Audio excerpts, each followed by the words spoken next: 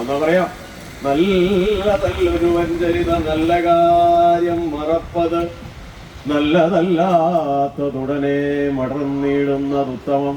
കേട്ടോ, എന്താണ്? നല്ലതല്ലൊരുവൻ ചെയ്ത നല്ല കാര്യം മറപ്പത്, നല്ലതല്ലാത്തതുടനെ മറന്നിടുന്നത് ഉത്തമം. ഇതിനോട് യോജിക്കുന്നുണ്ടോ? ഒന്ന് ശ്രദ്ധിച്ച് നോക്കിക്കേ. നല്ലതല്ലൊരുവൻ ചെയ്ത നല്ല കാര്യം മറപ്പത്. ശരിയാണോ? നിങ്ങൾ അങ്ങനെയാണോ? നിങ്ങൾക്ക് ജീവിതത്തിൽ, നമുക്കെല്ലാവർക്കും ജീവിതത്തിൽ ആരെങ്കിലും എന്തെങ്കിലും ഒരു ചെറിയ സഹായമെങ്കിലും ചെയ്തിട്ടുണ്ടെങ്കിൽ അത് മറക്കാൻ പാടുണ്ടോ? ഇല്ലല്ലോ. നിങ്ങൾ അങ്ങനെ തന്നെയാണോ? ഞാൻ വിശ്വസിച്ചു. ആണോ? കാത്തൂർപ്പലിയാർ നല്ല ആൾക്കാരാന്നാ പറഞ്ഞത്, ഞാനല്ലേ? ആണ്. അപ്പൊ അതൊരു പ്രധാനപ്പെട്ട ജീവിതത്തിന്റെ അടിസ്ഥാന പ്രമാണമാണ്. എന്താണ്? നല്ലതല്ലൊരുവൻ ചെയ്ത നല്ല കാര്യം മറപ്പത്. ഇനി വേറൊരു കാര്യം കൂടെ ഉണ്ട്. നമ്മുടെ പുരാണ ഇതിഹാസങ്ങളെല്ലാം പഠിപ്പിക്കുന്നത് എന്ത് ചെയ്യണമെന്നും എന്ത് ചെയ്യരുതെന്നും കൂടിയാ. അങ്ങനെയല്ലേ? ശ്രീരാമ ഭഗവാനെ പോലെ ആവാൻ രാവണനെ പോലെ ആവരുത്. ശരിയല്ലേ? അതാണ്. അപ്പൊ എന്ന് പറഞ്ഞതുപോലെയുള്ള തത്വങ്ങളുണ്ട്. അപ്പൊ അതിന് ബാക്കിയുണ്ട്. പിന്നെന്താണ്? നല്ലതല്ലൊരുവൻ ചെയ്ത നല്ല കാര്യം മറപ്പത്, നല്ലതല്ലാത്തതുടനെ മറന്നിടുന്നത് ഉത്തമം. നല്ലതല്ലാത്തത് ഏതെങ്കിലും ആരെങ്കിലും നിങ്ങളോട് എന്തെങ്കിലും ചെയ്തിട്ടുണ്ടെങ്കിൽ എന്ത് ചെയ്യണം? അത് ഉടനെ മറന്നിടുന്നതാണ് ഉത്തമം. അങ്ങനെ മറന്നു വരുന്നത് കൈമോക്കിക്കേ. ഏതാ മറന്ന്? ആ, കുട്ടി മറന്നു. ഏതാണെന്നറിയാം? കഴിഞ്ഞ ദിവസം അമ്മ ഒരു വഴക്ക് പറഞ്ഞു. അത് മറന്നു. നല്ല കുട്ടി അല്ലേ? അമ്മേനോട് പഴക്കമൊന്നുമില്ലല്ലോ. അത്ത. പക്ഷേ ചിലരങ്ങനെയല്ല അല്ലേ? ആണോ? ഈ അടുത്ത ഒരു വർഷം മുമ്പാണ് തലശ്ശേരിയിൽ ഒരു സംഭവം ഉണ്ടായി. 65 വയസ്സായ ഒരാൾ മറ്റൊരു 65-കാരനെ ആളെ കൂട്ടി റോഡിലിട്ട് കല്ലുകൊണ്ട് ഇടിച്ച് പരിക്കേൽപ്പിച്ചു. അപ്പൊ പോലീസ് കേസായി വിളിച്ചു. എന്താ കാര്യം ചോദിച്ചപ്പോൾ പറഞ്ഞു, അന്ന് 5ാം ക്ലാസ്സിൽ പഠിക്കുമ്പോൾ, 65 വയസ്സുകാരനാ പറഞ്ഞത്, 5ാം ക്ലാസ്സിൽ പഠിക്കുമ്പോൾ അന്നത്തെ സഹപാഠിയാണ് ഇയാൾ അന്ന് ഈ പറഞ്ഞ കൂട്ടുകാരനെ തല്ലിയിരുന്നു. അതിന് ഇന്ന പകരം കിട്ടിയത്. ഇങ്ങനെ മനസ്സിൽ സൂക്ഷിച്ചുകൊണ്ടിരിക്കുന്ന വല്ല കാര്യമുണ്ടോ? ഉണ്ടോ? കല്യാണം കഴിച്ച് വന്ന അന്ന് അമ്മായിയമ്മ പറഞ്ഞൊരു കാര്യം 30 കൊല്ലം ഇപ്പോഴും മറന്നിട്ടില്ല. അതിൻ്റെ ആവശ്യമുണ്ടോ? ഉണ്ടോ? നാക്കന്മാർക്ക് വിട്ടോ? ഇനി മേലിൽ ആലോചിക്കില്ലല്ലോ. അന്ന് അന്ന് എന്നോട് പറഞ്ഞത് എനിക്ക് ഇപ്പോഴും ഓർമ്മയുണ്ട്. പറയോ ഇനി മേലാൽ? ഇപ്പൊ തന്നെ ഒഴിവാക്കി. ഓക്കെ ആണോ? ആ, അതാണ് നല്ലതല്ലാത്തത് ഉടനെ മറന്നിടുന്നത് ഉത്തമം. അങ്ങനെയാണെങ്കിൽ പ്രിയപ്പെട്ടവരെ, നമ്മൾ ഏറ്റവും ആദ്യം നമ്മുടെ ജീവിതത്തിൽ നമുക്ക് ഉപകാരം ചെയ്തതിൽ ഒന്നാം സ്ഥാനത്ത് നിങ്ങളോട് ചോദിച്ചാൽ ആരെയായിരിക്കും ആദ്യം നന്ദിയോടെ ഓർക്കുക? അതൻ. നിങ്ങളൊക്കെ പറഞ്ഞോ എന്തെങ്കിലും ഉത്തരം? അമ്മയാണോ? അമ്മയല്ലാതൊരു ദൈവമുണ്ടോ, അതിലും വലിയൊരു കോവിലുണ്ടോ? ശരിയല്ലേ? ആദ്യം ആരെ ഓർക്കുക? അത് നമ്മുടെ സംസ്കാരമാണ്. മാതാപിതാ ഗുരു ദൈവം. അതിൽ ആദ്യത്തെ സ്ഥാനം അമ്മയ്ക്കാണ്. അതുകൊണ്ടാണല്ലേ നിങ്ങളിങ്ങനെ വളരെ ഗംഭീരമായിട്ടിരിക്കുന്നത്? ഞങ്ങൾ ആണ് ഏറ്റവും അധികം ആദരിക്കപ്പെടേണ്ടവർ എന്നല്ലേ നിങ്ങളുടെ മുഖത്ത് എഴുതി വെച്ചിരിക്കുന്നത്? ശരിയല്ലേ? അല്ലേ? അതാണ്. അപ്പൊ എല്ലാ മനുഷ്യരുടെയും ജീവിതത്തിലെ ഏറ്റവും, വിശദീകരിക്കുന്നില്ല, സമയം കുറവാണ്, ഏറ്റവും പ്രധാനപ്പെട്ട ഒന്നാം സ്ഥാനത്ത് എന്നും സ്മരിക്കേണ്ടത് ആരെയാണ്? അമ്മയാണ്. അങ്ങനെ സ്മരിക്കുന്നവരുണ്ട്, സ്മരിക്കാത്തവരുമുണ്ട്. അതെന്തോട്ടെ. അപ്പൊ അതാണ്. അമ്മ എന്ന് പറഞ്ഞാൽ എന്താണ്? അമ്മ നമ്മുടെ ആദ്യത്തെ അധ്യാപിക അല്ലേ? ആണോ? ഗുരുവാണ്. അമ്മയാണ് ആദ്യത്തെ ഗുരു. ഒരു നല്ല ഗുരുവിനെ പരിചയപ്പെടുത്തട്ടെ. ഒരമ്മ നല്ലൊരു അമ്മയെ പരിചയപ്പെടുത്തുന്നുണ്ട്. അത് കുമാരനാശാനാ പരിചയപ്പെടുത്തിയത്. കുട്ടിയും തള്ളയും കേട്ടിട്ടുണ്ടോ? നിങ്ങൾ സ്കൂളിൽ കുട്ടി പഠിക്കുന്നുണ്ടോ? ഉണ്ടോ? കുട്ടിയും തള്ളയും കേട്ടിട്ടുണ്ടോ? ഞാൻ പറയാ അത് ഞങ്ങൾക്ക് അറിയാതെ, ചിലപ്പോൾ നിങ്ങൾ പഠിച്ചതായിരിക്കും. ഈ വല്ലിയിൽ നിന്നു ചെമ്മേ പൂക്കൾ പോകുന്നിതാ പറന്നമ്മേ. അത് പഠിക്കുന്ന ഒരാളായിരിക്കുന്നത്. ബാക്കി ചൊല്ലാവോ? എന്താ പറയുന്നത്? കുട്ടി ഇതാ കുട്ടിയുടെ ഇരിപ്പുണ്ട്. ഈ കുട്ടി പറയാണ്, ഈ വല്ലിയിൽ നിന്നു ചെമ്മേ പൂക്കൾ പോകുന്നിതാ പറന്നമ്മേ. അപ്പൊ അമ്മ എന്താ പറഞ്ഞു കൊടുക്കുന്നത്? അതാണ് ടീച്ചർ. ആദ്യത്തെ അറിവ് കുട്ടിക്ക് പറഞ്ഞു കൊടുക്കാണ്. എന്താ പറഞ്ഞു കൊടുത്തത്? തെറ്റി നിനക്കുണ്ണി ചൊല്ലാം പൂമ്പാറ്റകളല്ലേ ഇതെല്ലാം. അപ്പൊ അമ്മയാണ് ആദ്യമായിട്ട് കുട്ടിക്ക് എന്ത് പറഞ്ഞു കൊടുക്കുന്നത്? മോളെ, ആ ചെടിയിൽ നിൽക്കുന്നത് പുഷ്പങ്ങളാണ്, ഈ പറന്നു പോകുന്നത് ശലഭങ്ങളാണ് എന്ന് ഈ കുട്ടീന്റെ അമ്മ പറഞ്ഞു കൊടുത്തു. ശരിയല്ലേ? ഈ അമ്മേന്റെ കാര്യം പറയുന്നത് പറഞ്ഞു കൊടുത്തില്ലേ? അതാണ്. അപ്പോഴാണ് കുട്ടി ഇങ്ങനെ പറയുന്നത്, മേൽക്കുമേലിങ്ങി വാ പൊങ്ങി വിണ്ണിൽ നോക്കമ്മേ എന്തൊരു ഭംഗി. ഇത് പഠിച്ചവരൊക്കെ അവിടെ നിന്ന് മെല്ലാണ്ട് പാടിക്കൊണ്ടിരിക്കുന്നൂടെ? നമുക്ക് വെയിലറിയില്ല. അതെല്ലാം സന്തോഷമല്ലേ? ഉണ്ടല്ലോ. അവര് കുറച്ചുപേര് വലിയ ഗൗരവത്തിരിക്കുന്നുണ്ട്. ഇങ്ങനെ വല്ല കാര്യമുണ്ടോ? അല്ലേ? ചെറുവാടിക്കാർക്കും ആകാട്ടോ. ഇനി കാരമുല വരുമ്പോ എന്നെ ഒന്ന് കാട്ടരുത്. അതാ പറഞ്ഞത്, കാരമുല വരുമ്പോ എന്നെ ഒന്ന് കാട്ടരുത്. ഓക്കെ. അപ്പൊ എന്താ പറഞ്ഞത്? ഇനി ചില അടുത്ത് പരിചയമുള്ളവരും കൂടെ ഉണ്ട്. അപ്പൊ എന്താണ് അവളെ കുട്ടി പറയുന്നത്? മേൽക്കുമേലിങ്ങി വാങ്ങി വിണ്ണിൽ നോക്കമ്മേ എന്തൊരു ഭംഗി, അയ്യോ കൂടെ പോയി കളിപ്പാൻ വയ്യ എനിക്കോ പറക്കാൻ. പിഞ്ചു പൈതലാണ്, അതിനറിയില്ല. അപ്പൊ നോക്കുമ്പോ ഈ ശലഭം എന്താകാണ്? പറന്ന് പറന്ന് പറന്ന് പറന്ന് പോവാണ്. അപ്പൊ കുട്ടിയും പറക്കാൻ നോക്കി. അയ്യോ കൂടെ പോയി കളിപ്പാൻ വയ്യ എനിക്കോ പറക്കാൻ. അപ്പൊ അമ്മ വളരെ പ്രധാനപ്പെട്ട ഒരു തത്വം, ഒരു പ്രധാന കാര്യം, ഒരു അറിവ് വീണ്ടും കുട്ടിക്ക് അങ്ങോട്ട് പകർന്നു കൊടുക്കുകയാണ്. എന്താ പകർന്നു കൊടുക്കുന്നത്? ആവാത്തതിങ്ങനെ എണ്ണി ചുമ്മാ മാഴ്കൊല്ല എന്നോമലുണ്ണി എന്നല്ലേ പറഞ്ഞത്? വയ്യാത്ത കാര്യങ്ങൾ ആലോചിച്ച് വെറുതെ ഇങ്ങനെ സങ്കടപ്പെട്ട വല്ല കാര്യമുണ്ടോ? പിച്ച നടന്നു കളിപ്പോ. ബാക്കി എന്താ? പിച്ച നടന്നു കളിപ്പോ. പറയും എല്ലാരും പറയും. കേൾക്കുന്നില്ല. ഈ പിച്ചകമുണ്ടോ നടപ്പൂ. മറന്നുപോയില്ലേ? 3ാം ക്ലാസ്സിൽ നിന്ന് പഠിച്ചേ? 2ാം ക്ലാസ്സിൽ നിന്ന്. പിന്നെ മറന്നു അറിയോ? ഇപ്പൊ 150 വയസ്സ്. എത്ര വയസ്സായി? ഇല്ലേ? എനിക്ക് 100. വെറുതെ പറയട്ടോ. അപ്പൊ എന്താ പറഞ്ഞത്? ഉടനെ ആ അമ്മ പറഞ്ഞു കൊടുക്കുകയാണ്. വലിയൊരു കാര്യം പറഞ്ഞു കൊടുക്കുന്നത്. എന്താണ്? ആവാത്തതിങ്ങനെ എണ്ണി ചുമ്മാ മാഴ്കൊല്ല എന്നോമലുണ്ണി പിച്ച നടന്നു കളിപ്പൂ ഈ പിച്ചകമുണ്ടോ നടപ്പൂ. ദൈവം ഈ പ്രപഞ്ചത്തിൽ ഓരോ ജീവജാലങ്ങളെയും സൃഷ്ടിച്ചത് വ്യത്യസ്തമായ കഴിവുകളോടെയാണ്, അല്ലേ?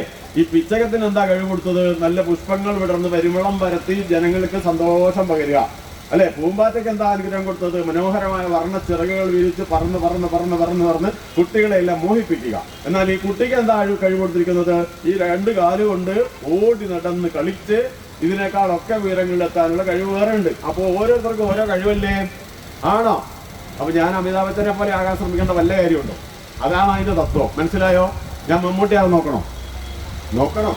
നീ മോഹൻലാൽ ആകാൻ നോക്കണോ? ഞാനാവണ്ടേ? ഈ സാറാവണ്ടേ? ഇല്ലേ? അപ്പൊ അദ്ദേഹം റെയിൽവേന്ന് പിരിഞ്ഞാന്നാ പറഞ്ഞത്. കണ്ടോ? തോന്നുവോ? ഇതാ വീട്. നിങ്ങളറിയില്ല?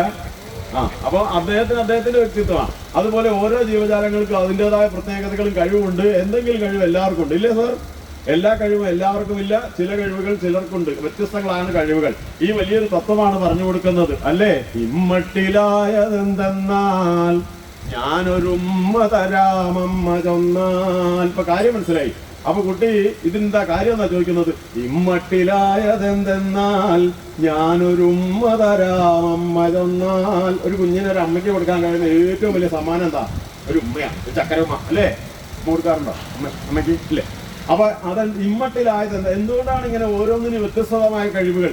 എല്ലാവർക്കും ഒരുപോലെ പറക്കാൻ പറ്റുന്നില്ല, അല്ലെങ്കിൽ ഇങ്ങനെയൊക്കെയാണ് വ്യത്യാസം. അത് എന്തുകൊണ്ടാണ് കുട്ടി? അപ്പൊ അതിന് ഉത്തരം പറഞ്ഞു കൊടുക്കുന്നില്ലേ? എന്താണ്? നാം ഇങ്ങറിയുവതൽപ്പം. ബാക്കി അറിയോ? എത്ര പെട്ടെന്ന് പറഞ്ഞോ?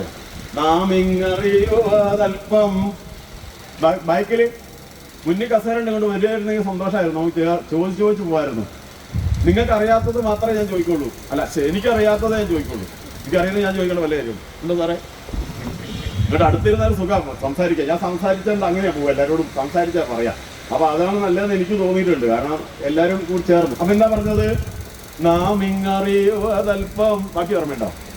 ഇപ്പൊ മോഡൽ ക്ലാസ്സിലുണ്ടോ അത് പദ്യം? ഇല്ല അല്ലേ? ഇത് എത്രാം ക്ലാസ്സിലാ? UKG. ഇത് 4ാം ക്ലാസ്. 4ലോ 3ലോ? 3ലാന്ന് തോന്നുന്നു. എല്ലാ സ്കൂളിലും ഉണ്ടോന്ന് എനിക്കറിയില്ല. ഏതായാലും അങ്ങനെ കേട്ടോ. നാം ഇങ്ങറിയുവതൽപ്പം എല്ലാം ഓമനെ. ഇതാ അങ്ങോട്ട് നോക്കി. ദൈവസങ്കല്പം. അമ്പലത്തിലേക്ക് എല്ലാം ആരാണ് തീരുമാനിച്ചിരിക്കുന്നത്? ആരാ? ദൈവമാണ് തീരുമാനിച്ചിരിക്കുന്നത്. ശരിയല്ലേ? അപ്പൊ ആശാൻ എത്ര കൃത്യമായിട്ടാണ് അമ്മയിലൂടെ പറഞ്ഞു തരുന്നത്. അഥവാ ആ അമ്മ ഒരു മാതൃകയല്ലേ? ഇത്തരത്തിലുള്ള മാതൃകയാണ് നമ്മുടെ ഓരോരുത്തരെ അമ്മമാർ. അതുകൊണ്ട് തീർച്ചയായിട്ടും ആദ്യം നമ്മൾ അമ്മയെയാണ് ഓർക്കുക, അല്ലേ? അത് കഴിഞ്ഞാൽ പിന്നെ അച്ഛനല്ലേ? മാതാപിതാ ഗുരുദൈവം. ശരിയാണ്. ഒരച്ഛൻ വീട്ടിലേക്ക് കുഴിമന്തി വാങ്ങിച്ചോണ്ട് വന്നു. കുഴിമന്തി കേട്ടിട്ടുണ്ടോ? ഇല്ലേ? അത് ഒരു പാർസം എന്നൊക്കെ ചില അളവൊക്കെ ഉണ്ട് സാർ. അത് കുറച്ച് കൊണ്ടുവന്ന് 3 മക്കളുണ്ട്. ഇതാണ് 3 മക്കൾ അല്ലല്ലേ? എന്നിട്ട് ഇവിടെ ഇരിക്കും. എന്റെ കഴുത്ത് തന്നെയാവും.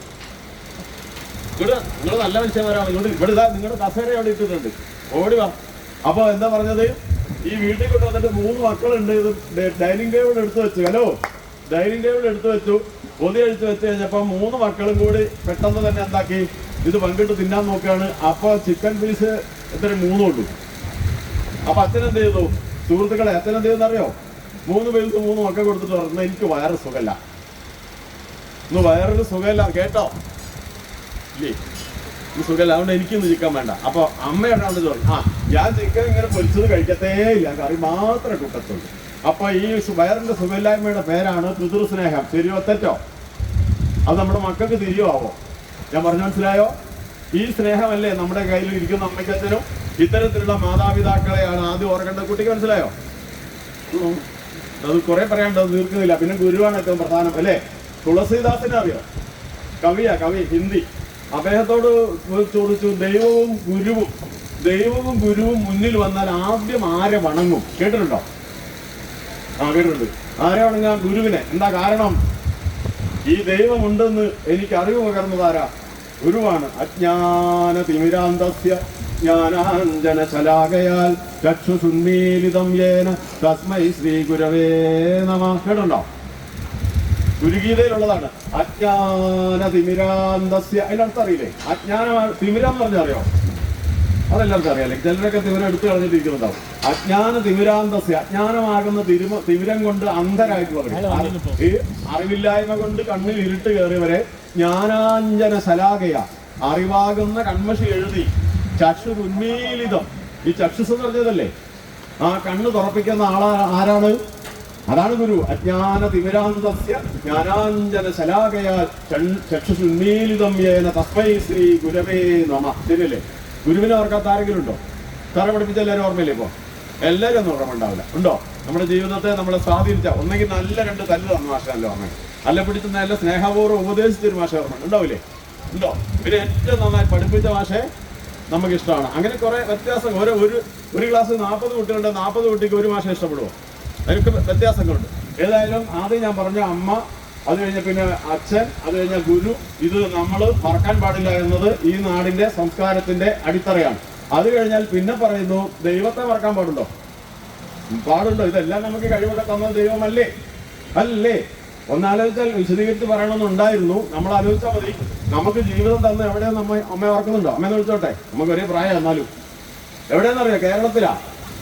ദൈവത്തിന്റെ നാട്ടിൽ, മനോഹരമായ നാട്ടിൽ. ഇന്നും വിദേശത്ത് ബോംബ് വീഴുന്നുണ്ട്. ശബ്ദം ശ്രദ്ധിച്ചായിരുന്നോ? ഇപ്പോഴും ബോംബ് വീഴുന്നുണ്ട്. അവിടെ എങ്ങാനുമാണ് ദൈവം നമുക്കൊരു അവസരം തന്നിരുന്നെങ്കിൽ നിങ്ങൾ ചിന്തിക്കുന്നുണ്ടോ എന്താവുന്നു? അപ്പോഴാണ് ദൈവത്തെ മഹാവിഷ്ണുവിനെ ഓർക്കേണ്ടത്. നമുക്ക് ഇവിടെയല്ലേ അവസരം തന്നത്. അത് ഈ കാലത്ത്, ഇന്ന് ഈ മൊബൈലും എല്ലാ സംവിധാനങ്ങളും ഇല്ല, ഈ സൗകര്യങ്ങളുള്ള ഒരു കാലത്താണ്. ഒരു 100 കൊല്ലം മുമ്പായിരുന്നെങ്കിലോ? 100 കൊല്ലം മുമ്പായിരുന്നെങ്കിൽ നിങ്ങൾ ഏത് വീട്ടിലാണ് താമസിക്കുക? അറിയോ? 65 കൊല്ലം മുമ്പ് ജനിച്ച ഞാൻ ഓലപ്പുരയിലായിരുന്നു. നിങ്ങളുടെ കാര്യം എനിക്കറിയില്ല.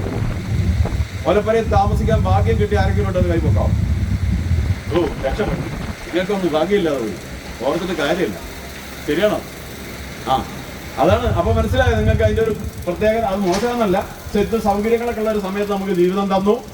അതുപോലെ തന്നെ നമുക്ക് ഏറ്റവും നല്ല മനുഷ്യന്മാരുള്ള താത്തൂർപ്പയിൽ എന്ന് പറയുന്ന മനുഷ്യ സ്നേഹത്തിന്റെ ഏറ്റുല്യമായ നാട്ടിൽ ജീവിതം തന്നു. ശരിയല്ലേ? അപ്പൊ ആ ജീവിതത്തെ കുറിച്ച് ഓർക്കണ്ടേ? മാത്രമല്ല, നിങ്ങൾ ആദ്യം ഈ ഭൂമിയിൽ വരുന്നതിന് മുമ്പ് ജനിച്ചത് എവിടെയാ? ഞാൻ സൂക്ഷിച്ചു നോക്കട്ടെ. ഭൂമിയിലേക്ക് വരുന്നതിന് മുമ്പ് എവിടെയായിരുന്നു ജനിച്ചത്? കുട്ടി പറയൂ. അമ്മയുടെ ഉദരത്തിലല്ലേ? ഉദരം എന്ന് പറഞ്ഞാൽ എല്ലാവർക്കും അറിയോ? ഇച്ചിരി ഭംഗി പറഞ്ഞോട്ടെ വിചാരിച്ചിട്ട അല്ലേ? അമ്മയുടെ ഉദരത്തിലല്ലേ? അന്ന് നിങ്ങളെ കാത്തത് ആരാണ്? 9 മാസം 9 ദിവസവും പിന്നെ എന്താ 9 മണിക്കൂറോ കിടങ്ങുന്നുണ്ട്. ആരാ കാത്തത്? അല്ല, അമ്മയ്ക്കറിയില്ല. ഉള്ളിൽ നേരെയാണ് കിടക്കുന്നത്, ചെരിഞ്ഞാണ് കിടക്കുന്നത്, തലവേദന ഉണ്ടോ എന്നൊന്നും അമ്മയ്ക്ക് അറിയില്ല, പള്ളവേദന ഉണ്ടോന്ന് അറിയില്ല. ആരാ കാത്തത്? കാത്ത ആളെ എനിക്കറിയാം. ഗർഭത്തിൽ വച്ചു ഭഗവാൻ അടിയന്റെ പിണ്ടം എപ്പേരും അൻപൊടു വളർത്ത കൃപാലുവല്ലേ. കേട്ടുണ്ടോ? ഗർഭത്തിൽ വച്ചു ഭഗവാൻ അടിയന്റെ പിണ്ടം എപ്പേരും അൻപൊടു വളർത്ത കൃപാലുവല്ലേ. കൽപ്പിച്ച പോലെ വരുമെന്നു നിനച്ചു കണ്ടിട്ടർപ്പിച്ചിടും നടിയനൊക്കെയും അങ്ങ് ശംഭോ. ഇല്ല, മനസ്സിലായോ? ഗർഭത്തിൽ വെച്ച് ഭഗവാൻ അടിയന്റെ പിണ്ടം. ഏതാ അടിയന്റെ പിണ്ടം? എന്റെ പിണ്ടത്താ. നിങ്ങളതോ? നിങ്ങളുടെ കയ്യിൽ തന്നെ ഉണ്ട്. ഇത് ചെരിഞ്ഞാണ് കിടക്കുന്നത്, നേരാണ് കിടക്കുന്നത്, നമുക്കറിയില്ലല്ലോ. ആണോ? അപ്പൊ അങ്ങനെ ഒരു ആപത്തും വരാതെ കൃത്യമായിട്ട് ഇവിടെ തന്നെ കണ്ണു ഫിറ്റ് ചെയ്ത് തന്നില്ലേ? നിസ്സാര കാര്യമല്ല പറയുന്നത്. ഇവിടെ തന്നെ ചെവി കേടുവിടാതെ തന്നില്ലേ? ഇല്ലേ? കൈകാലുകളൊക്കെ കറക്റ്റായിട്ട് തന്നില്ലേ? അതാണ് മണ്ണും ജലം കനലും അമ്പരമോടു കാറ്റും എണ്ണിപ്പിടിച്ചറയിലിട്ടെരിയും കൊളുത്തി ദണ്ഡപ്പെടുത്തും ഒരു ദേവത ഇങ്കൽ നിന്നൻ പിണ്ടത്തിനെന്ന് അമൃത് നൽകി വളർത്ത ശംഭോ. സത്യത്തിൽ ഈ അമ്മയുടെ ഉദരത്തിൽ നമുക്ക് ഈ മനുഷ്യ ശരീരം സംഭാവന ചെയ്തത് അച്ഛനും അമ്മയും ചേർന്നിട്ടുള്ളതാണെങ്കിൽ പോലും യഥാർത്ഥത്തിലുള്ള നമ്മുടെ ഈശ്വരനാരാ? നമ്മുടെ അച്ഛനാരാ? പിതാവാരാ? ഈശ്വരനാണ്. അല്ലേ? മണ്ണും ജലം കനലും അമ്പരമോട് കാറ്റും. അതൊന്ന് പെട്ടെന്ന് പറയാം, സമയപരിമിതിയാണ് വിഷമം. മണ്ണ്, ജലം, കനല്, അമ്പരം, കാറ്റ്, ഈ 5 വസ്തു ഏതൊക്കെയാന്ന് വേഗം പറയാം. ഇന്നലെ പ്രഭാഷണം കേട്ടതുകൊണ്ട് ഇതൊക്കെ നിങ്ങൾക്ക് അറിയുന്നവരായിരിക്കുന്നത്. മണ്ണ്, ഞാൻ ചവിട്ടി നിൽക്കുന്നു, നിങ്ങളോ ഇരിക്കുന്നു, ഭൂമി. ജലം, വാട്ടർ മലയാളത്തിൽ പറയാം. പിന്നെയോ അമ്പരം, പുറത്തേക്ക് നോക്കി ആകാശം. പിന്നെയോ കാറ്റ്, വായു. കനൽ, അഗ്നി. ഇതിന് പേര് പഞ്ചഭൂതങ്ങൾ സാറിപ്പോ വിളിച്ചു പറയുന്നു. പേരാണെന്ന് എനിക്കറിയില്ല. നിങ്ങളൊന്നും പറഞ്ഞില്ലല്ലോ. നിങ്ങൾ പോവാ പറയും പഞ്ചഭൂതങ്ങളല്ലേ? പഞ്ചഭൂതങ്ങളെ ഞാൻ വിശദീകരിക്കണോ? എല്ലാവർക്കും അറിയാമെന്നാണ് വിചാരിക്കുന്നത്. അല്ലെങ്കിലും ഈ പരിമിതി ചുരുങ്ങിയ സമയം കൊണ്ടേ പഞ്ചഭൂതങ്ങൾ എല്ലാവർക്കും അറിയില്ലേ? ഈ ഭൂമിയിൽ എത്ര വസ്തുക്കളുണ്ടെന്ന് അറിയോ? അടിസ്ഥാനപരമായി എത്ര വസ്തുക്കൾ കൊണ്ടാണ് ഇതുണ്ടാക്കിയത്? വേറൊന്നും പറയാം. ഇവിടെ ഒരു മൺകലം ഞാൻ കാണിക്കട്ടെ. ഇതാ, ഈ മൺകലം എന്തുകൊണ്ടാണ് ഉണ്ടാക്കിയേക്കുന്നത്? മണ്ണുകൊണ്ടല്ലേ? ഈ ഭൂമി മൊത്തം എടുത്തു കഴിഞ്ഞാൽ ഇങ്ങനെ ഈ സാധനങ്ങളെല്ലാം ഉണ്ടാക്കിയിരിക്കുന്ന 5 വസ്തുക്കൾ കൊണ്ടാണ്. പറയാമോ? ഇത്ര ബുദ്ധിമുട്ടോ? നിങ്ങൾ അറിയുന്നല്ലേ 5 സാധനമുള്ളൂ ഭൂമിയിലല്ല, പ്രപഞ്ചം മുഴുവനെന്ന് പറയും നമ്മുടെ നാട്ടിൽ. 5 സാധനങ്ങളേ ഉള്ളൂ. അതാണ് പൃഥ്വി, തേജ, വായു, ആകാശം, പഞ്ചഭൂതങ്ങൾ. ഈശ്വര, അറിയാത്ത ആരെങ്കിലും ഉണ്ടോ? അറിയാത്തൊരു കൈവക്ക്, പിന്നെ പറഞ്ഞുതരാം. പിടികിട്ടിയില്ലേ? മിടുക്കി, നാളെ പറഞ്ഞുതരാം കേട്ടോ. ഞാൻ ഒന്നുകൂടെ പറയാം. നിങ്ങൾക്ക് അറിയാമെന്നാണ് ഞാൻ വിചാരിക്കുന്നത്. എനിക്ക് നിങ്ങൾ മിണ്ടാതിരിക്കുന്ന ആളുകളായിരിക്കും. അതായത് ആകെ പ്രപഞ്ചത്തിൽ 5 വസ്തുക്കൾ കൊണ്ടാണ് മുഴുവൻ സാധനം സൃഷ്ടിച്ചിരിക്കുന്നത്. ഇനിയിപ്പോ എങ്ങനെ അവരെ പറഞ്ഞു മനസ്സിലാക്കാം സഹോദര? നമുക്കൊരു 120 വയസ്സാകുമ്പോൾ ചിലപ്പോൾ മരിച്ചു പോവില്ലേ? ഇല്ലേ? ഇല്ലെന്ന് ഉറപ്പാണോ? മരിക്കും. അത് കഴിഞ്ഞാൽ എന്താ സംഭവിക്കുക? നല്ലോണം വേഗം നാലോചി 5 വസ്തുവിലേക്ക് തിരിച്ചു പോകും അല്ലേ? കുറച്ച് അഗ്നിയിലല്ലേ പോണേ? കുറച്ച് മണ്ണിലല്ലേ? ജലത്തിലല്ലേ? വായുവിലല്ലേ? ഇപ്പൊ മനസ്സിലായോ? ഇവര് മിണ്ടുന്നില്ലല്ലോ. മറ്റേതോ പടത്തിൽ പറഞ്ഞാലേ കുട്ടി മിണ്ടുന്നില്ലല്ലോ. ഭാര്യരാത് മനസ്സിലായോ? ഇത് എവിടുന്നാ വന്നെന്നറിയോ? ഇവിടെ എല്ലാം നിറഞ്ഞു നിൽക്കുന്ന ഒരു ചൈതന്യമുണ്ട്. സർവം ഖല്ലിതം ബ്രഹ്മം. ആ ബ്രഹ്മമാണ് അത് ഈശ്വരൻ. അതല്ലേ നമ്മുടെ ദൈവം. സാക്ഷാൽ ദൈവം എത്ര ഉണ്ട്? അപ്പൊ പറഞ്ഞു ഞാൻ സമയം ഒരുപാട് എടുത്തു പോകും കേട്ടോ. ഏകം സത് വിപ്രാം. ആ കൊച്ചു മാത്രമേ എന്നോട് കൂടുന്നുള്ളൂ. ഏകം സത് വിപ്രാം ബഹുതാവതന്തി. വേദം പഠിപ്പിക്കുന്നതാണ്. ഏകം സത്യം ഒന്നേ ഉള്ളൂ. സത്യം എന്ന് പറഞ്ഞാൽ ദൈവം ഒന്നേ ഉള്ളൂ. അറിവുള്ളവർ പലതരത്തിൽ വ്യാഖ്യാനിക്കുന്നു. അപ്പൊ ദൈവം എത്ര ഉണ്ട്? ഒന്നൊറ്റത്തെ പറയും. ഒറ്റ ദൈവമേ ഉള്ളൂ. നമ്മുടെ അടിസ്ഥാന ഗ്രന്ഥം ഏതാണെന്നറിയോ? ഇന്ന് പെരുന്നാൾ ആഘോഷിക്കുന്നവരുടെ ഗ്രന്ഥം എന്താണ്? ഖുർആനാണ്. നമ്മുടെ ഗ്രന്ഥം വേദങ്ങളാണ്. ആ വേദങ്ങളിൽ പറയുന്നു, നമുക്കറിയാം എന്താണ്? ഈശ്വരൻ ഒന്നേ ഉള്ളൂ. അതാണ് പരബ്രഹ്മം, പരമാത്മാവ്. ആ പരമാത്മാവിൽ നിന്നാണ് ഈ പ്രപഞ്ചം ഉണ്ടായത്. ഓക്കെയാണോ? തൈര് കടഞ്ഞാൽ എന്താ കിട്ടുക? നെയ്യോ വെണ്ണ കിട്ടൂലേ? അപ്പൊ പാലിൻ്റെ അകത്ത് ഉണ്ടായതുകൊണ്ടല്ലേ കിട്ടിയത്. അപ്പൊ എന്ന് പറഞ്ഞാല് പരമാത്മാവിൽ ഈ 5 വസ്തുക്കൾ ഉണ്ട്. അതിങ്ങനെ ഉണ്ടായതാണ്. അതിലേക്ക് ഞാൻ പോകുന്നില്ല. ഏതായാലും പരമാത്മാവിൽ നിന്ന്, ആ ചൈതന്യത്തിൽ നിന്ന് ഉണ്ടായതാണ് ഈ 5 വസ്തുക്കൾ. ഭൂമിയിലല്ല, ലോകത്തിൽ എവിടെ ചെന്നാലും ഇത്രേ ഉള്ളൂ. സയൻസ് അതിന് മൂലകങ്ങളൊക്കെ പറഞ്ഞ് വേറെ രൂപത്തിൽ അവതരിപ്പിക്കുന്നതുള്ളൂ. ഈ 5 വസ്തുക്കൾ ചേർന്നതാണ് ഞാൻ. എന്റെ ശരീരത്തിൽ അഗ്നിയുണ്ട്, നിങ്ങളുടെ ശരീരത്തിലുണ്ട്. ചിലരുടെ അഗ്നി ഇപ്പൊ കത്താൻ തുടങ്ങി. ചോറ് തിന്നുന്നവരെ കത്താൻ തുടങ്ങി അല്ലേ? വയറ് കത്തുന്നു പറഞ്ഞ ഒരാളെ പുറകിരിപ്പുണ്ട്. അപ്പൊ അഗ്നി നമ്മുടെ ശരീരത്തിലുണ്ടോ ഇല്ലയോ? ഇല്ലേ? തെർമോമീറ്റർ കേട്ടിട്ടുണ്ടോ? ഈ പനി വരുമ്പോ ചൂടുണ്ടോ? ഉണ്ട്. ജലമുണ്ടോ? ശരീരത്തിൽ ജലമുണ്ടോ? അപ്പൊ ഇതെല്ലാം ഉണ്ട്. എല്ലാം വിശദീകരിക്കില്ല. ഇതെല്ലാം ചേർന്നതാണ് ഇത്. ഇപ്പൊ ഞാനിപ്പോ എന്താ പറഞ്ഞത്? മണ്ണും ജലം കനലും അമ്പരമോട് കാറ്റും എണ്ണിപ്പിടിച്ചറയിലിട്ട് എരിയും കൊളുത്തി.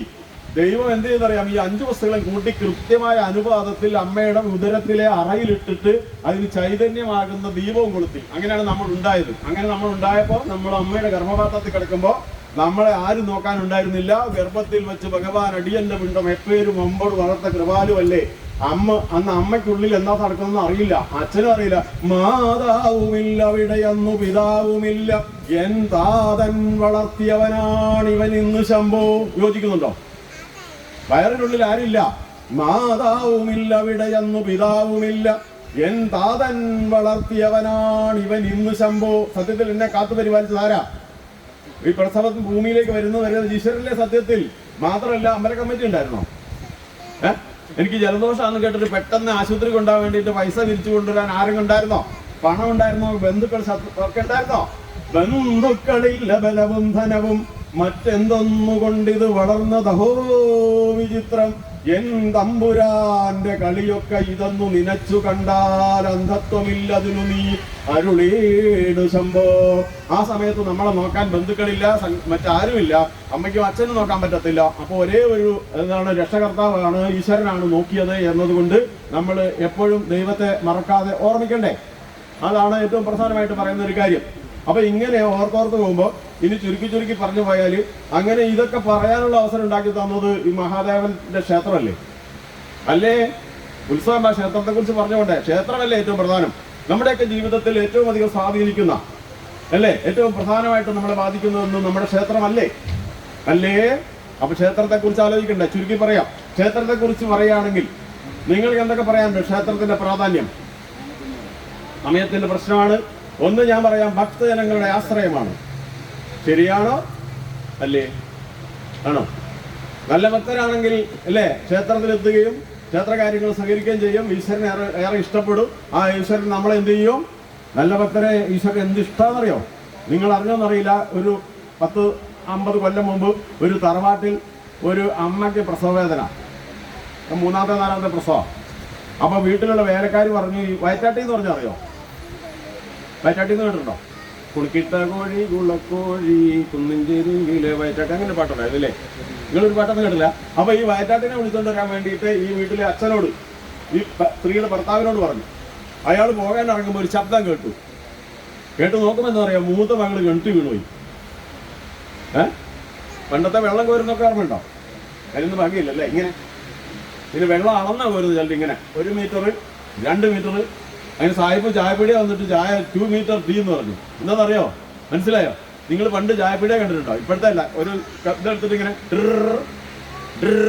ഒഴിച്ചുകൊണ്ട് കൊടുക്കും. അപ്പൊ ചായപ്പിന് മനസ്സിലായി ഇത് അളന്നിട്ടാ തരുന്നതെന്ന്. അപ്പൊ മൂപ്പര് പറഞ്ഞു 2 മീറ്റർ ടീ, 2 മീറ്റർ ചായ തരാൻ പറഞ്ഞു. എന്ന് പറഞ്ഞാൽ വെള്ളം ഇങ്ങനെ വലിച്ചു വരും, കുട്ടി കിണറ്റി വീണ് പോയിന്നേ. ഇനി എന്ത് ചെയ്യാമെന്ന് അറിയാം. ഇയാൾ വയറ്റാട്ടിനെ വിളിക്കാൻ പോകാൻ ഇറങ്ങിയതാണ്. മകൾ കിണറ്റി വീണ് എന്താക്കാം? തിരിഞ്ഞു നോക്കിയപ്പോൾ വീട്ടിന്റെ ബാക്കിൽ തീയും പിടിച്ചു. വീടിന് തീ കത്തുന്നു, ഭാര്യ പ്രസവവേദന, കിണറ്റി കിടക്കുന്നു. മകള് എന്ത് ചെയ്യും? എന്റെ ദൈവമേ, ഞാൻ എന്ത് കാട്ടുമെന്ന് പറഞ്ഞിട്ട് അവിടെ ഇരുന്നു പോയി. പക്ഷെ ഒന്ന് സംഭവിച്ചെന്നറിയാമോ? വീടിന് തീ പിടിക്കുന്നത് കണ്ട അയൽക്കാർ ഓടി വന്നു. ആത്തൂർക്കാരെല്ലാം പാഞ്ഞെത്തി. വെള്ളം എവിടുന്ന് എടുത്തത്? കിണറ്റി. അപ്പൊ ഇതാ ഒരെണ്ണം അടക്കം കളിക്കുന്നു. വേഗം തന്നെ ഒരാളിറങ്ങി അതിനെ പൊക്കി കരയിലിട്ടു. വെള്ളം കൊണ്ട് തീ കെടുത്തി. ഈ ബഹളത്തിനിടയിൽ അതെ സുഖപ്രസവം കഴിഞ്ഞു. അപ്പൊ ഇത് എന്തുകൊണ്ടാണ് സംഭവിച്ചത് മനസ്സിലായോ? നിങ്ങളെ പോലെ ദൈവത്തെ ഒരിക്കലും മറക്കാത്ത ഭക്തരായിരുന്നു അവർ. അതുകൊണ്ടാ പിടി കിട്ടിയോ? അപ്പൊ ഭക്തി ഉണ്ടായാലും ഇതുപോലെ എത്രയോ ഉദാഹരണങ്ങളുണ്ട്. അതിലേക്ക് പോകാൻ പറ്റില്ലല്ലോ. അപ്പൊ ഇങ്ങനെയൊക്കെയാണ് കാര്യങ്ങൾ. അപ്പൊ ഒന്നതാണ്, ഒരൊറ്റ ഉദാഹരണം പറയുന്നുള്ളതുകൊണ്ട് ഭക്തരുടെ ആശ്രയമാണ്. നമ്മുടെ സങ്കടങ്ങളിലും എല്ലാ വിഷമങ്ങളും പോയി പറയാൻ, നമ്മുടെ ആഗ്രഹങ്ങളൊക്കെ ആ നടയിൽ വെച്ച് നിർവഹിച്ച് തരണമേ ദേവി ദേവ എന്ന് അഭ്യർത്ഥിക്കാൻ ഒരിടമേ ഉള്ളൂ, അത് ക്ഷേത്രമാണ്. റൈറ്റ്? അതാണ്. പിന്നെ അതേപോലെ തന്നെ ഈ ക്ഷേത്രം എന്ന് പറയുന്നത് ഒരുപാടുണ്ടെന്ന് പറയാൻ വേണ്ടിയിട്ട്. നിങ്ങൾക്ക് അറിയുന്ന കാര്യമായിരിക്കും, ഞാൻ ഓർമ്മപ്പെടുത്തുകയാണ്. ഓരോ സ്ഥലത്തിന്റെയും പേര് ക്ഷേത്രത്തിന്റെ പേരിൽ അറിയപ്പെടാൻ സാധ്യതയുണ്ട്. ഉണ്ടോ ഇല്ലയോ? ധൈര്യം ഉണ്ടേ പറയാം. അല്ല അങ്ങനെ പറയാമല്ലോ സാറേ, ധൈര്യം ഉണ്ടേ പറയാം.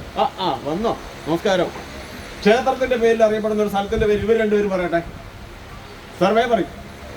എന്റെ ഗുരുവായൂരപ്പ വേഗം പറയും. ക്ലൂ കൊടുത്തു.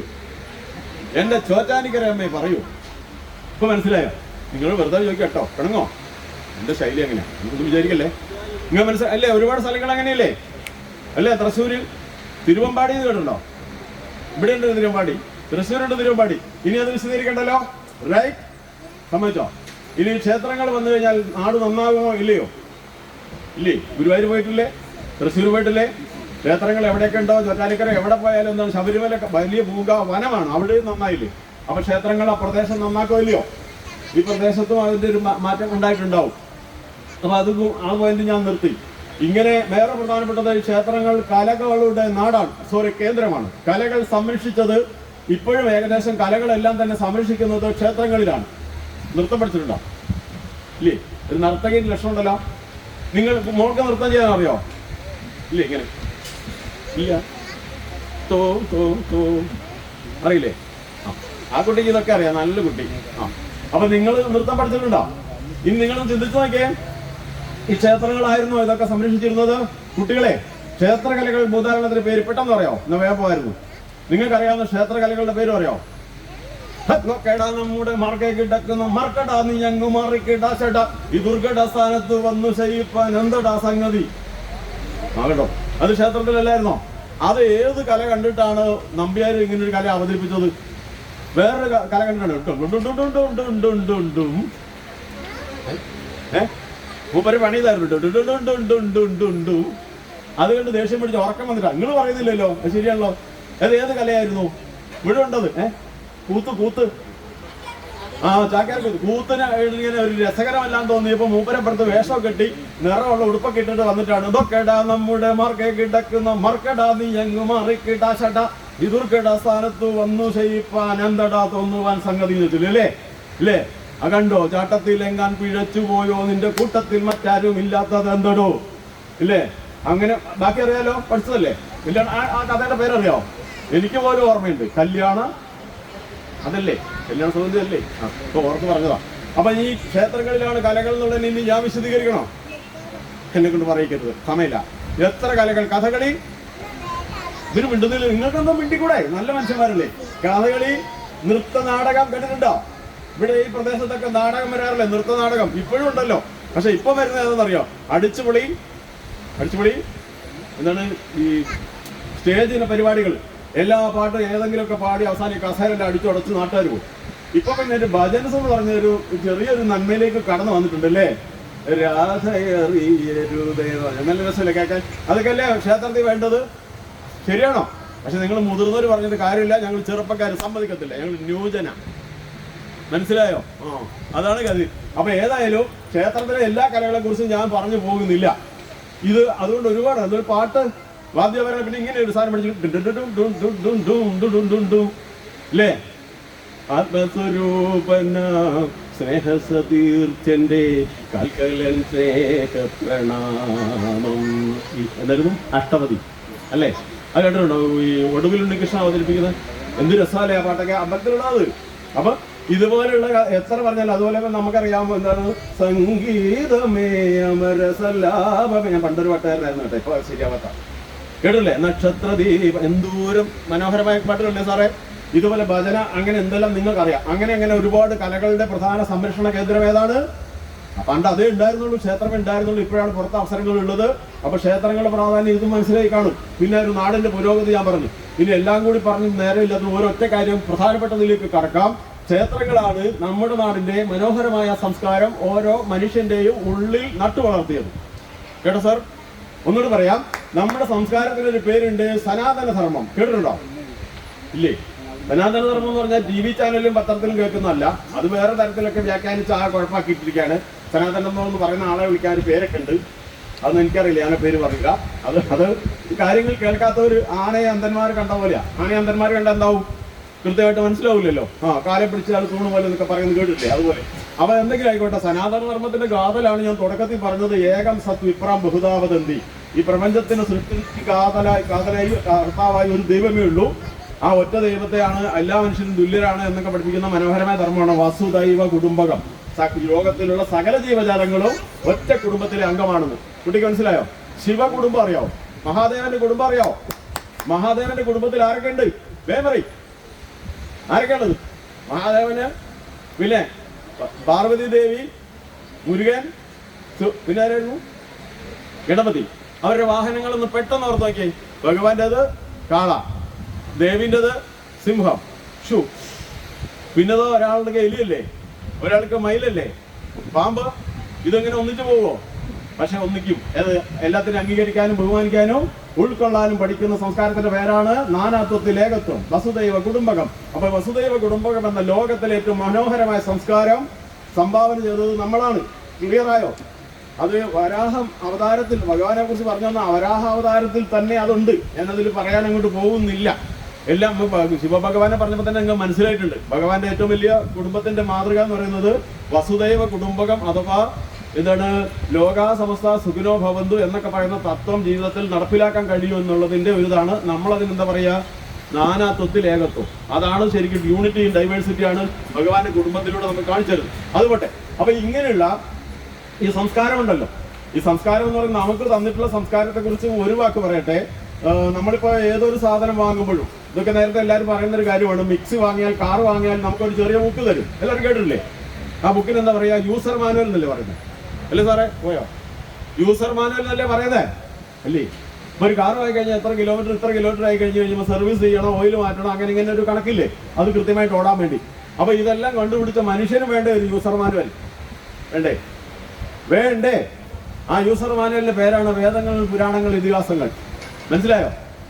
ഹലോ, ഈ യന്ത്രങ്ങളും മറ്റും ഉപയോഗിക്കുന്നത് എങ്ങനെയാണ് കേടുകൂടാതെ ദീർഘകാലം കിട്ടേണ്ടത് എന്നത് പറഞ്ഞു മനസ്സിലാക്കാൻ വേണ്ടി തന്നിട്ടുള്ള പുസ്തകമാണ് യൂസർ മാനുവൽ. മനുഷ്യൻ എന്ന് പറയുന്നത് നമ്മളെ പോലുള്ള മഹത്തുക്കളുടെ ജീവിതവും അതേപോലെ തന്നെ എന്താ പറയാ, ആധ്യാത്മികവും ഭൗതികവുമായി ഏറ്റവും ശ്രേയസ്കരമായി മുന്നോട്ട് പോകാൻ വേണ്ടി ഉള്ള യൂസർ മാനുവലാണ് ഏത്? വേദങ്ങൾ. കേട്ടോ? കേട്ടില്ല? പിന്നെ ഉപനിഷത്തുകൾ കേട്ടിട്ടുണ്ടോ? ഈ വേദങ്ങൾ, ഉപനിഷത്തുകളൊക്കെ സംസ്കൃതത്തിൽ കടുകട്ടിയ. എനിക്കറിയില്ല സംസ്കൃതം. നിങ്ങൾക്കറിയാമോ? സംസ്കൃതം അറിയുന്ന ആരെങ്കിലും ഉണ്ടോ? സാറേ എനിക്കറിയില്ല. നിങ്ങൾക്കറിയാമോ? അങ്ങനെയാണെങ്കിൽ പണ്ട് കാലത്തുള്ള മനുഷ്യന്മാർക്ക് 90% പേർക്ക് സംസ്കൃതം അറിയാമായിരുന്നോ? കുട്ടിയെ ഇല്ലല്ലോ. അപ്പൊ ഇത് എങ്ങനെ മനസ്സിലാക്കും? അത് തന്നെയല്ലേ ഇത് എഴുതിയ വേദവ്യാസ മഹർഷി ഉണ്ടല്ലോ, 4 പകുത്ത വേദവ്യാസ മഹർഷി ഭഗവാൻ. അദ്ദേഹത്തിന് മനസ്സിലായി ഈ കടുകട്ടി സംസ്കൃതം വായിച്ചിട്ട് ഈ അർത്ഥമൊക്കെ മനസ്സിലാക്കാൻ പറ്റുമോ? ശ്ലോകങ്ങളൊക്കെ ചൊല്ലിയിട്ട്. ഇപ്പൊ ഞാനൊരു ശ്ലോകം ചൊല്ലിയാൽ നിങ്ങൾക്ക് മനസ്സിലാവുമോ? എനിക്ക് മനസ്സിലാവില്ല, അവിടെ ഞാൻ ചൊല്ലാത്ത. അപ്പൊ പിന്നെ എന്ത് ചെയ്യണം? ആ മഹർഷിക്ക് മനസ്സിലായി ഇതിന് എളുപ്പമുള്ളൊരു പണിയുണ്ട്, ഇത് കഥകളാക്കി പറഞ്ഞു കൊടുത്താൽ മതി എന്ന്. എങ്ങനെ കൊടുത്താൽ മതി? കഥകൾ. അപ്പൊ വേദങ്ങളിലെ തത്വസംഹിതകളുടെ വ്യാഖ്യാനമാണ് പുരാണങ്ങൾ. നിങ്ങൾക്കിപ്പോ മനസ്സിലാവോ? 18 പുരാണങ്ങൾ, 18 ഉപപുരാണങ്ങൾ, പിന്നെ ഇതിഹാസങ്ങൾ, രാമായണം, മഹാഭാരതം. ഇതൊക്കെ എന്താണെന്ന് ഇതുവരെ ശ്രദ്ധിച്ചിട്ടില്ല. ശ്രദ്ധിച്ചോ? വേദങ്ങൾ പറഞ്ഞു തരുന്ന സനാതന ധർമ്മം എന്ന് പറയുന്ന അടിസ്ഥാന മൂല്യങ്ങളെ നമുക്ക് മനസ്സിലാക്കാൻ വേണ്ടി കഥാരൂപത്തിൽ അവതരിപ്പിച്ചതാണ്. ക്ലിയർ ആയോ? ഇനി പറയണ്ടല്ലോ, ഇതാണ് കഥാരൂപത്തിൽ അവതരിപ്പിച്ച. ഇനി സംശയമുണ്ട്, രാമായണം കഥയാണോ അല്ലയോ? കുട്ടി പറയൂ, രാമായണം കഥയാണോ അല്ലയോ? ഉറപ്പല്ലേ? ആ, മഹാഭാരതം കഥയാണോ അല്ലയോ? ഈ കുട്ടി പറയുന്നില്ല. ഇവിടെ മഹാഭാരതം കഥയാണോ അല്ലയോ? കഥാരൂപത്തിലല്ലേ? എല്ലാവർക്കും മനസ്സിലായോ? അതാണ്. അപ്പൊ ഞാൻ ചോദിക്കട്ടെ, ഇനി അങ്ങനെ സംസ്കൃതത്തിലുള്ള അത് കഥാരൂപത്തിൽ രാമായണം വാൽമീകിയല്ലേ എഴുതിയത്? ആണോ? ആ. അപ്പൊ വാൽമീകിയും അതുപോലെ തന്നെ വ്യാസഭഗവാനും ഒക്കെ ഇത് കഥാരൂപത്തിൽ മഹാഭാരതമൊക്കെ തന്നു. അപ്പോഴിത് വായിക്കാൻ പറ്റുമായിരുന്നോ? നിങ്ങൾ പറയൂ, പറ്റുമായിരുന്നോ? നമുക്ക് സ്വാതന്ത്ര്യം കിട്ടുമ്പോൾ തന്നെ സാക്ഷരതാ നിരക്ക് 30% താഴെയാണ്. സാക്ഷരത എന്ന് പറഞ്ഞാൽ അക്ഷരം വായിക്കാൻ എഴുതാനുള്ള കഴിവാണ്, അർത്ഥം മനസ്സിലാക്കാൻ മാത്രമുള്ള കഴിവല്ല. അന്ന് 30% ഉള്ളൂ. അങ്ങനെയാണ്. അതിന് മുന്നെയോ? മുന്നെന്ന് പറഞ്ഞാൽ പണ്ടല്ല കേട്ടോ, അതൊരു 10-200 കൊല്ലത്തിന് ഇങ്ങോട്ടാണ് ഞാൻ പറഞ്ഞത്. അതിന് മുമ്പുള്ളവര് മഹാപണ്ഡിതന്മാരായിരുന്നു. നാട്ടുകാർ മുഴുവൻ ഇങ്ങനെ പറഞ്ഞു ബ്രിട്ടീഷുകാരെ പോലുള്ള പാശ്ചാത്യർക്കാണ് അറിവുള്ളത് എന്ന് വ്യാഖ്യാനിച്ച് പണ്ടത്തെ നമ്മുടെ പൂർവികർ മണ്ടന്മാരാണ്, വിവരമില്ലാത്തവരാണെന്ന് സ്ഥാപിക്കാൻ ഇപ്പോഴും ചിലർ ശ്രമിക്കുന്നുണ്ട്. അത് തെറ്റാണെന്ന് പറയാൻ എനിക്ക് ആഗ്രഹമുണ്ട്, പക്ഷേ സമയമില്ല. ഒറ്റ കാര്യം പറയാം, 2000-ലധികം കഥാപാത്രങ്ങളുള്ള മഹാഭാരതം അന്ന് രചിച്ചിട്ടുണ്ടെങ്കിൽ ആ ഭാഷ എത്രമാത്രം വിപുലമായിരുന്നു. അത് വായിക്കാൻ അറിയില്ലെങ്കിൽ ആളിലെ രചിക്കുമോ? ഇല്ലല്ലോ. പിന്നെ വേദങ്ങൾ, ഉപനിഷത്തുകൾ 5000 കൊല്ലങ്ങൾക്ക് മുമ്പ് അവതരിപ്പിച്ചിട്ടുള്ളത് ഇന്നത്തെ ശാസ്ത്രമെല്ലാം അംഗീകരിക്കുന്ന മഹത്തായ മൂല്യങ്ങൾ തന്നെയാണ്.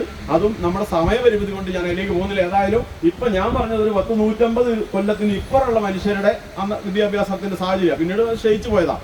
അങ്ങനെയാണ്. അപ്പൊ നമ്മുടെ നളന്തയിൽ ഉണ്ടായിരുന്ന ലൈബ്രറി കേട്ടിട്ടുണ്ടോ? നളന്ത. 2000 കൊല്ലങ്ങൾക്ക് മുമ്പ് നളന്തയിൽ ഉണ്ടായിരുന്ന ലൈബ്രറിയിലെ പുസ്തകം തീയിട്ടിട്ട് കത്തിത്തീർന്നത് 3 മാസം കൊണ്ടാ. 3 മാസം കൊണ്ട്. അപ്പൊ എത്ര പുസ്തകം ഉണ്ടായിരുന്നു ആലോചിക്കേ? ലോകത്തിന്റെ വിവിധ ഭാഗങ്ങളിൽ നിന്ന് 10,000-ഓളം വിദ്യാർത്ഥികൾ വന്ന് താമസിച്ച യൂണിവേഴ്സിറ്റി ആയിരുന്നു നളന്ത, തക്ഷശിലയൊക്കെ. അപ്പൊ അന്നത്തെ കാലത്തിന്റെ പ്രാധാന്യത്തിനെ കുറിച്ച് ഇനി ഇങ്ങനെ പറയാനുള്ള സമയമില്ലല്ലോ എന്ന് ഞാൻ പറയാണ്. അപ്പൊ ഏതായാലും ഇങ്ങനെയുള്ള ഗ്രന്ഥങ്ങൾ അങ്ങനെ പിന്നീട് നമ്മുടെ മാതാപിതാക്കൾക്ക് എഴുത്തുമായി അറിയായിരുന്നു. രാമനോ ബാക്കി ഓർമ്മണ്ട കേട്ടില്ലേ? തമാശ കളിയാക്കി തമിഴ്നാട് മുഴുവൻ പറയണം, മോശമല്ലേ? അത് സത്യത്തിൽ അങ്ങനെയൊക്കെ സംഭവിച്ചിട്ടുണ്ട്. കാരണം മുഴുവൻ കൂട്ടി വായിക്കാൻ പഠിച്ചിട്ടില്ല. പിന്നെ വായിച്ച് എന്തായി വായിക്കാൻ പഠിച്ചു. അപ്പൊ ഇന്നത്തെ അങ്ങനത്തെ ഒരു കാലത്ത് മലയാളത്തിൽ നമ്മുടെ എഴുത്തച്ഛൻ അധ്യാത്മരാമായണം വിവർത്തനം ചെയ്ത് തന്നു, ശരിയല്ലേ? എന്നാലും നമുക്ക് വായിക്കാനുള്ള കഴിവുണ്ടായിരുന്നോ അന്ന്? ഇന്നുണ്ട്, സത്യമാണ്. കഴിഞ്ഞ ദിവസം അമ്പലത്തിൽ നിന്ന് ഞാനൊരു കുട്ടീനോട് ചോദിച്ചു, വീട്ടിൽ രാമായണം ഉണ്ടോന്ന്. ഉണ്ടെന്ന് പറഞ്ഞു. എന്താ ഇതിനകത്തുള്ളതെന്ന് ചോദിച്ചു. അച്ഛൻ്റെ identity card, pan card, ration card എല്ലാം ഉണ്ട്. ഇന്ന് അക്ഷരം അറിയാവുള്ളപ്പോൾ ഈ അക്ഷരം അറിയുമ്പോഴും ഇതാ സ്ഥിതിയെ. ആ മനസ്സിലായോ? അപ്പൊ ഇത് എങ്ങനെയാണ് നിങ്ങൾക്ക് കിട്ടിയത്? എനിക്ക് കിട്ടിയത് എനിക്കല്ല, എന്റെ അച്ഛനും അമ്മയ്ക്കും കിട്ടിയത് എങ്ങനെയാ, അവരുടെ അച്ഛനും അമ്മയ്ക്കും കിട്ടിയത് എങ്ങനെയാ, നമ്മുടെ പിതാമഹനും മാതാമഹതിക്കും എങ്ങനെയാണ് ഈ പറയുന്ന രാമായണത്തിലെ മഹാഭാരതത്തിലെ അല്ലെങ്കിൽ ഈ പറയുന്ന വേദത്തിലെ മൂല്യം കിട്ടിയതെന്ന് നിങ്ങൾക്കറിയാമോ? അതറിഞ്ഞാൽ നമ്മൾ എന്നും ക്ഷേത്രത്തിൽ വരും. അത് ഈ ക്ഷേത്രമാണ് നമുക്ക് തന്നത്. മനസ്സിലായോ? ക്ഷേത്രങ്ങളുടെ പ്രാധാന്യം പറഞ്ഞാൽ നമ്മളോട് നിൽക്കൂല, ഓടി വീണ്ടും അങ്ങോട്ട് പോകും. അത്രയ്ക്ക് മഹത്തരമാണ്. അത് എങ്ങനെയാണെന്ന് വെച്ചാൽ പ്രധാനമായിട്ടും നമുക്ക് ഈ മഹത്തായ മൂല്യങ്ങൾ ഈ രാജ്യത്തിന് സംസ്കാരമായി ഊടും പാവും നെയ്യാൻ, ഈ അക്ഷരം വായിക്കാൻ അറിയാത്തവർക്ക്, എഴുത്തും വായന അറിയാത്തവരുടെ മനസ്സിലേക്ക് പകർന്നു നൽകിയത് ക്ഷേത്രങ്ങളാണ്, കലകളിലൂടെ. എന്തിലൂടെയാ? കലകളിലൂടെ. അത് എത്രയോ ഉദാഹരണങ്ങളുണ്ട്. ഒന്ന് വേണമെങ്കിൽ നമുക്ക് പെട്ടെന്ന് രാമായണം ആകാം. രാമായണം നൃത്തനാടകം നടക്കട്ടെ. ഇവിടെ രാമായണം നൃത്തനാടകം ഇതാ കർട്ടൻ പൊന്തി.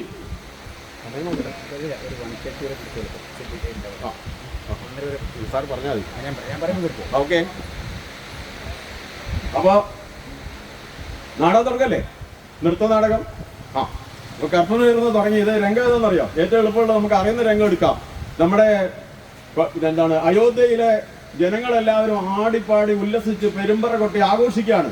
എന്തിനാണെന്നറിയാം? നാളെ ഭഗവാൻ ശ്രീരാമചന്ദ്രന്റെ പട്ടാഭിഷേകം നടക്കാൻ പോവാണ്. അങ്ങനെ ഇരിക്കുമ്പോഴാണ് പെട്ടെന്ന് ഒരാൾ ഓടി വരുന്നത്. മനുഷ്യ, എന്താ കൈകേയിനെ പറ്റിയുണ്ടോ? പിന്നെ രണ്ടുവരം എനിക്ക് തന്നത് ഓർമ്മയുണ്ടോ? ആ മന്ദരയുടെ വാക്കുകൾ കേട്ടിട്ട് ആ സന്മനസ്സുള്ള നന്മ നിറഞ്ഞ ആ മാതാവ് ആകെ എന്തായി പോയി? അസൂയയുള്ള, സ്വാർത്ഥതയുള്ള, മകനോട് മാത്രം താല്പര്യമുള്ള ഒരു അവസ്ഥയിലേക്ക് അങ്ങനെ മാറരുതെന്നാണ് അത് പഠിപ്പിക്കാൻ വേണ്ടിയിട്ടാണ് തരുന്നത്. നമ്മളങ്ങനെ ചെയ്യരുതെന്നാണ്. അതായത് ഞാൻ തുടക്കത്തിൽ പറഞ്ഞിരുന്നു, ഒന്ന് എന്ത് ചെയ്യണമെന്നും എന്ത് ചെയ്യരുതെന്നും പഠിപ്പിക്കുന്നതാണ് നമ്മുടെ പുരാണാതിഹാസങ്ങൾ. അപ്പൊ അങ്ങനെ വന്ന് അപ്പൊ എന്തായി? ദശരഥ മഹാരാജാവ് രാജാവാണ്, സത്യസന്ധനാണ്, ധർമ്മനിഷ്ഠനാണ്. രാജാവ് പറഞ്ഞു, ശരിയാണ്, ഞാൻ നിനക്ക് 2 വരങ്ങൾ തന്നതാണോ നീ ഇപ്പോൾ ചോദിക്കുന്നെങ്കിൽ ഞാൻ തന്നിരിക്കും, വാക്ക് പാലിച്ചിരിക്കും.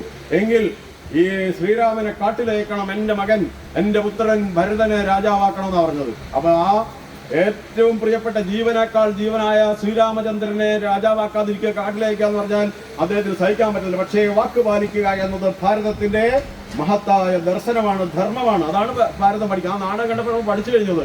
അപ്പൊ അവിടെ വന്നിട്ട് അങ്ങനെ സംഭവിച്ചു കഴിഞ്ഞിട്ട് ശ്രീരാമൻ എന്ത് ചെയ്തു? സന്തോഷപൂർവ്വം അച്ഛന്റെ വാക്ക് പാലിക്കുക എന്നതിന്റെ പുത്രധർമ്മം നിറവേറ്റുകയാണ്. രാജപദവി അല്ലേ, പേര് കേട്ട രാജ്യത്തിന്റെ രാജപദവി, സിംഹാസനമൊക്കെ ഉപേക്ഷിച്ച് വനത്തിലേക്ക് പോകണമെന്ന് പറഞ്ഞപ്പോൾ ഞാൻ റെഡിയാണ് അച്ഛാ, എന്റെ അച്ഛന്റെ വാക്ക് പാലിക്കുന്നതിന് ഈ മകൻ സർവ്വതാ സന്നദ്ധനായി കാത്തു നിൽക്കുന്നു. പുത്രധർമ്മത്തിന്റെ മഹത്തായ മാതൃക. അപ്പോഴാണ് വിവരമില്ല പറഞ്ഞിട്ട് ഒരാൾ വാടി ബഹളം വെച്ച് പാഞ്ഞു വരുന്നത്. കൊടുങ്കാറ്റ് പോലെ ഒരാളോടേക്ക് വന്നു. അതാരെന്നറിയോ?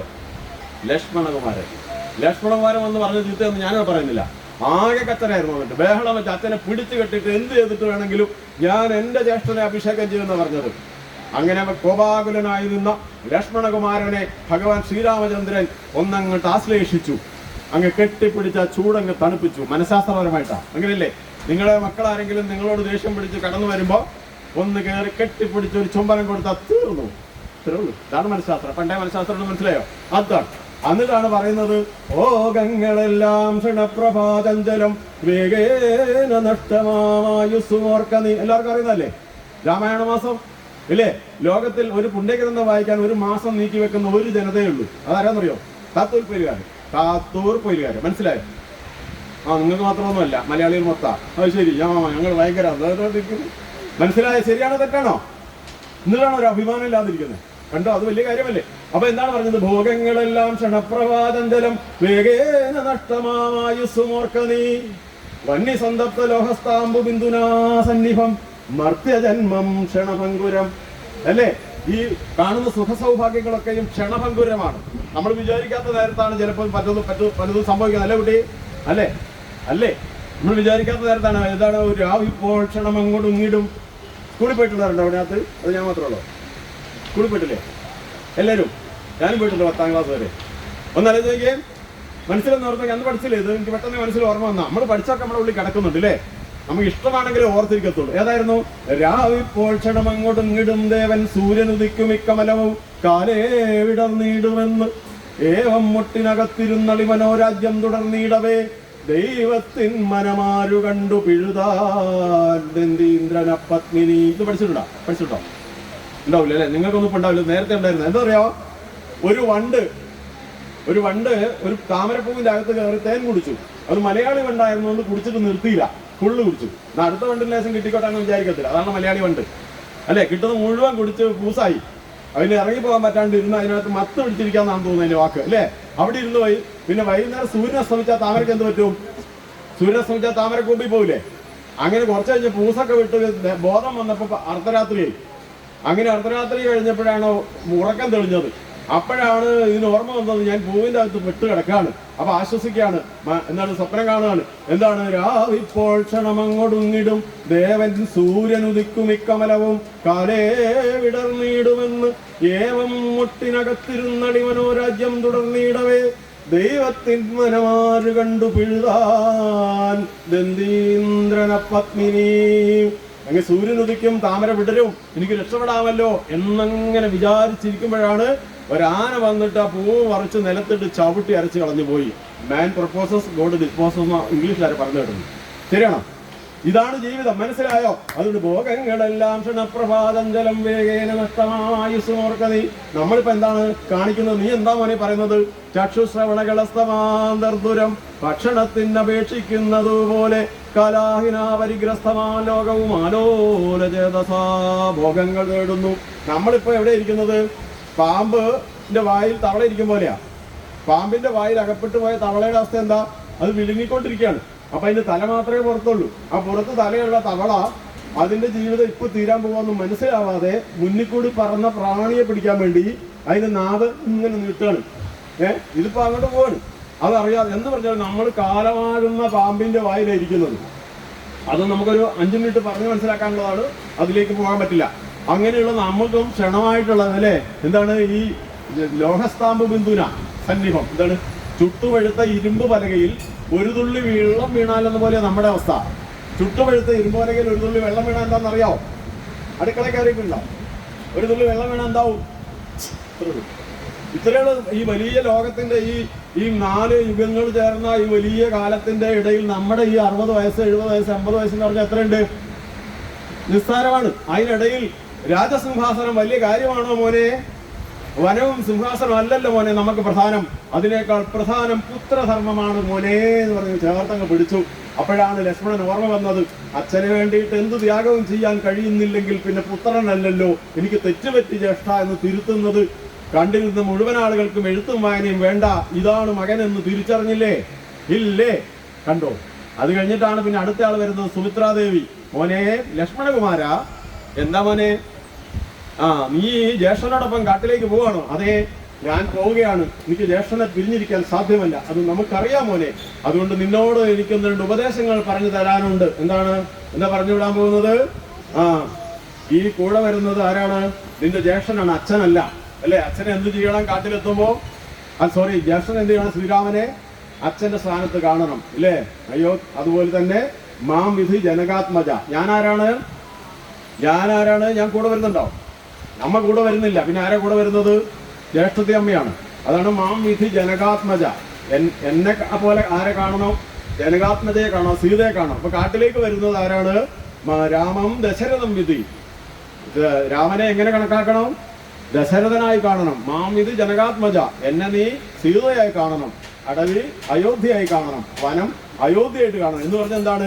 അച്ഛന്റെ അഭാവത്തിൽ ജ്യേഷ്ഠനെ അച്ഛനെ പോലെ ആദരിക്കണം, അനുസരിക്കണമെന്ന ഏറ്റവും ഉന്നതമായ ഭാരതത്തിന്റെ മൂല്യം നമ്മൾ കസേരയിരുന്ന് പഠിച്ചില്ലേ? ആ നാടകം നമ്മൾ പറഞ്ഞ ആരാന്ന് മനസ്സിലായോ?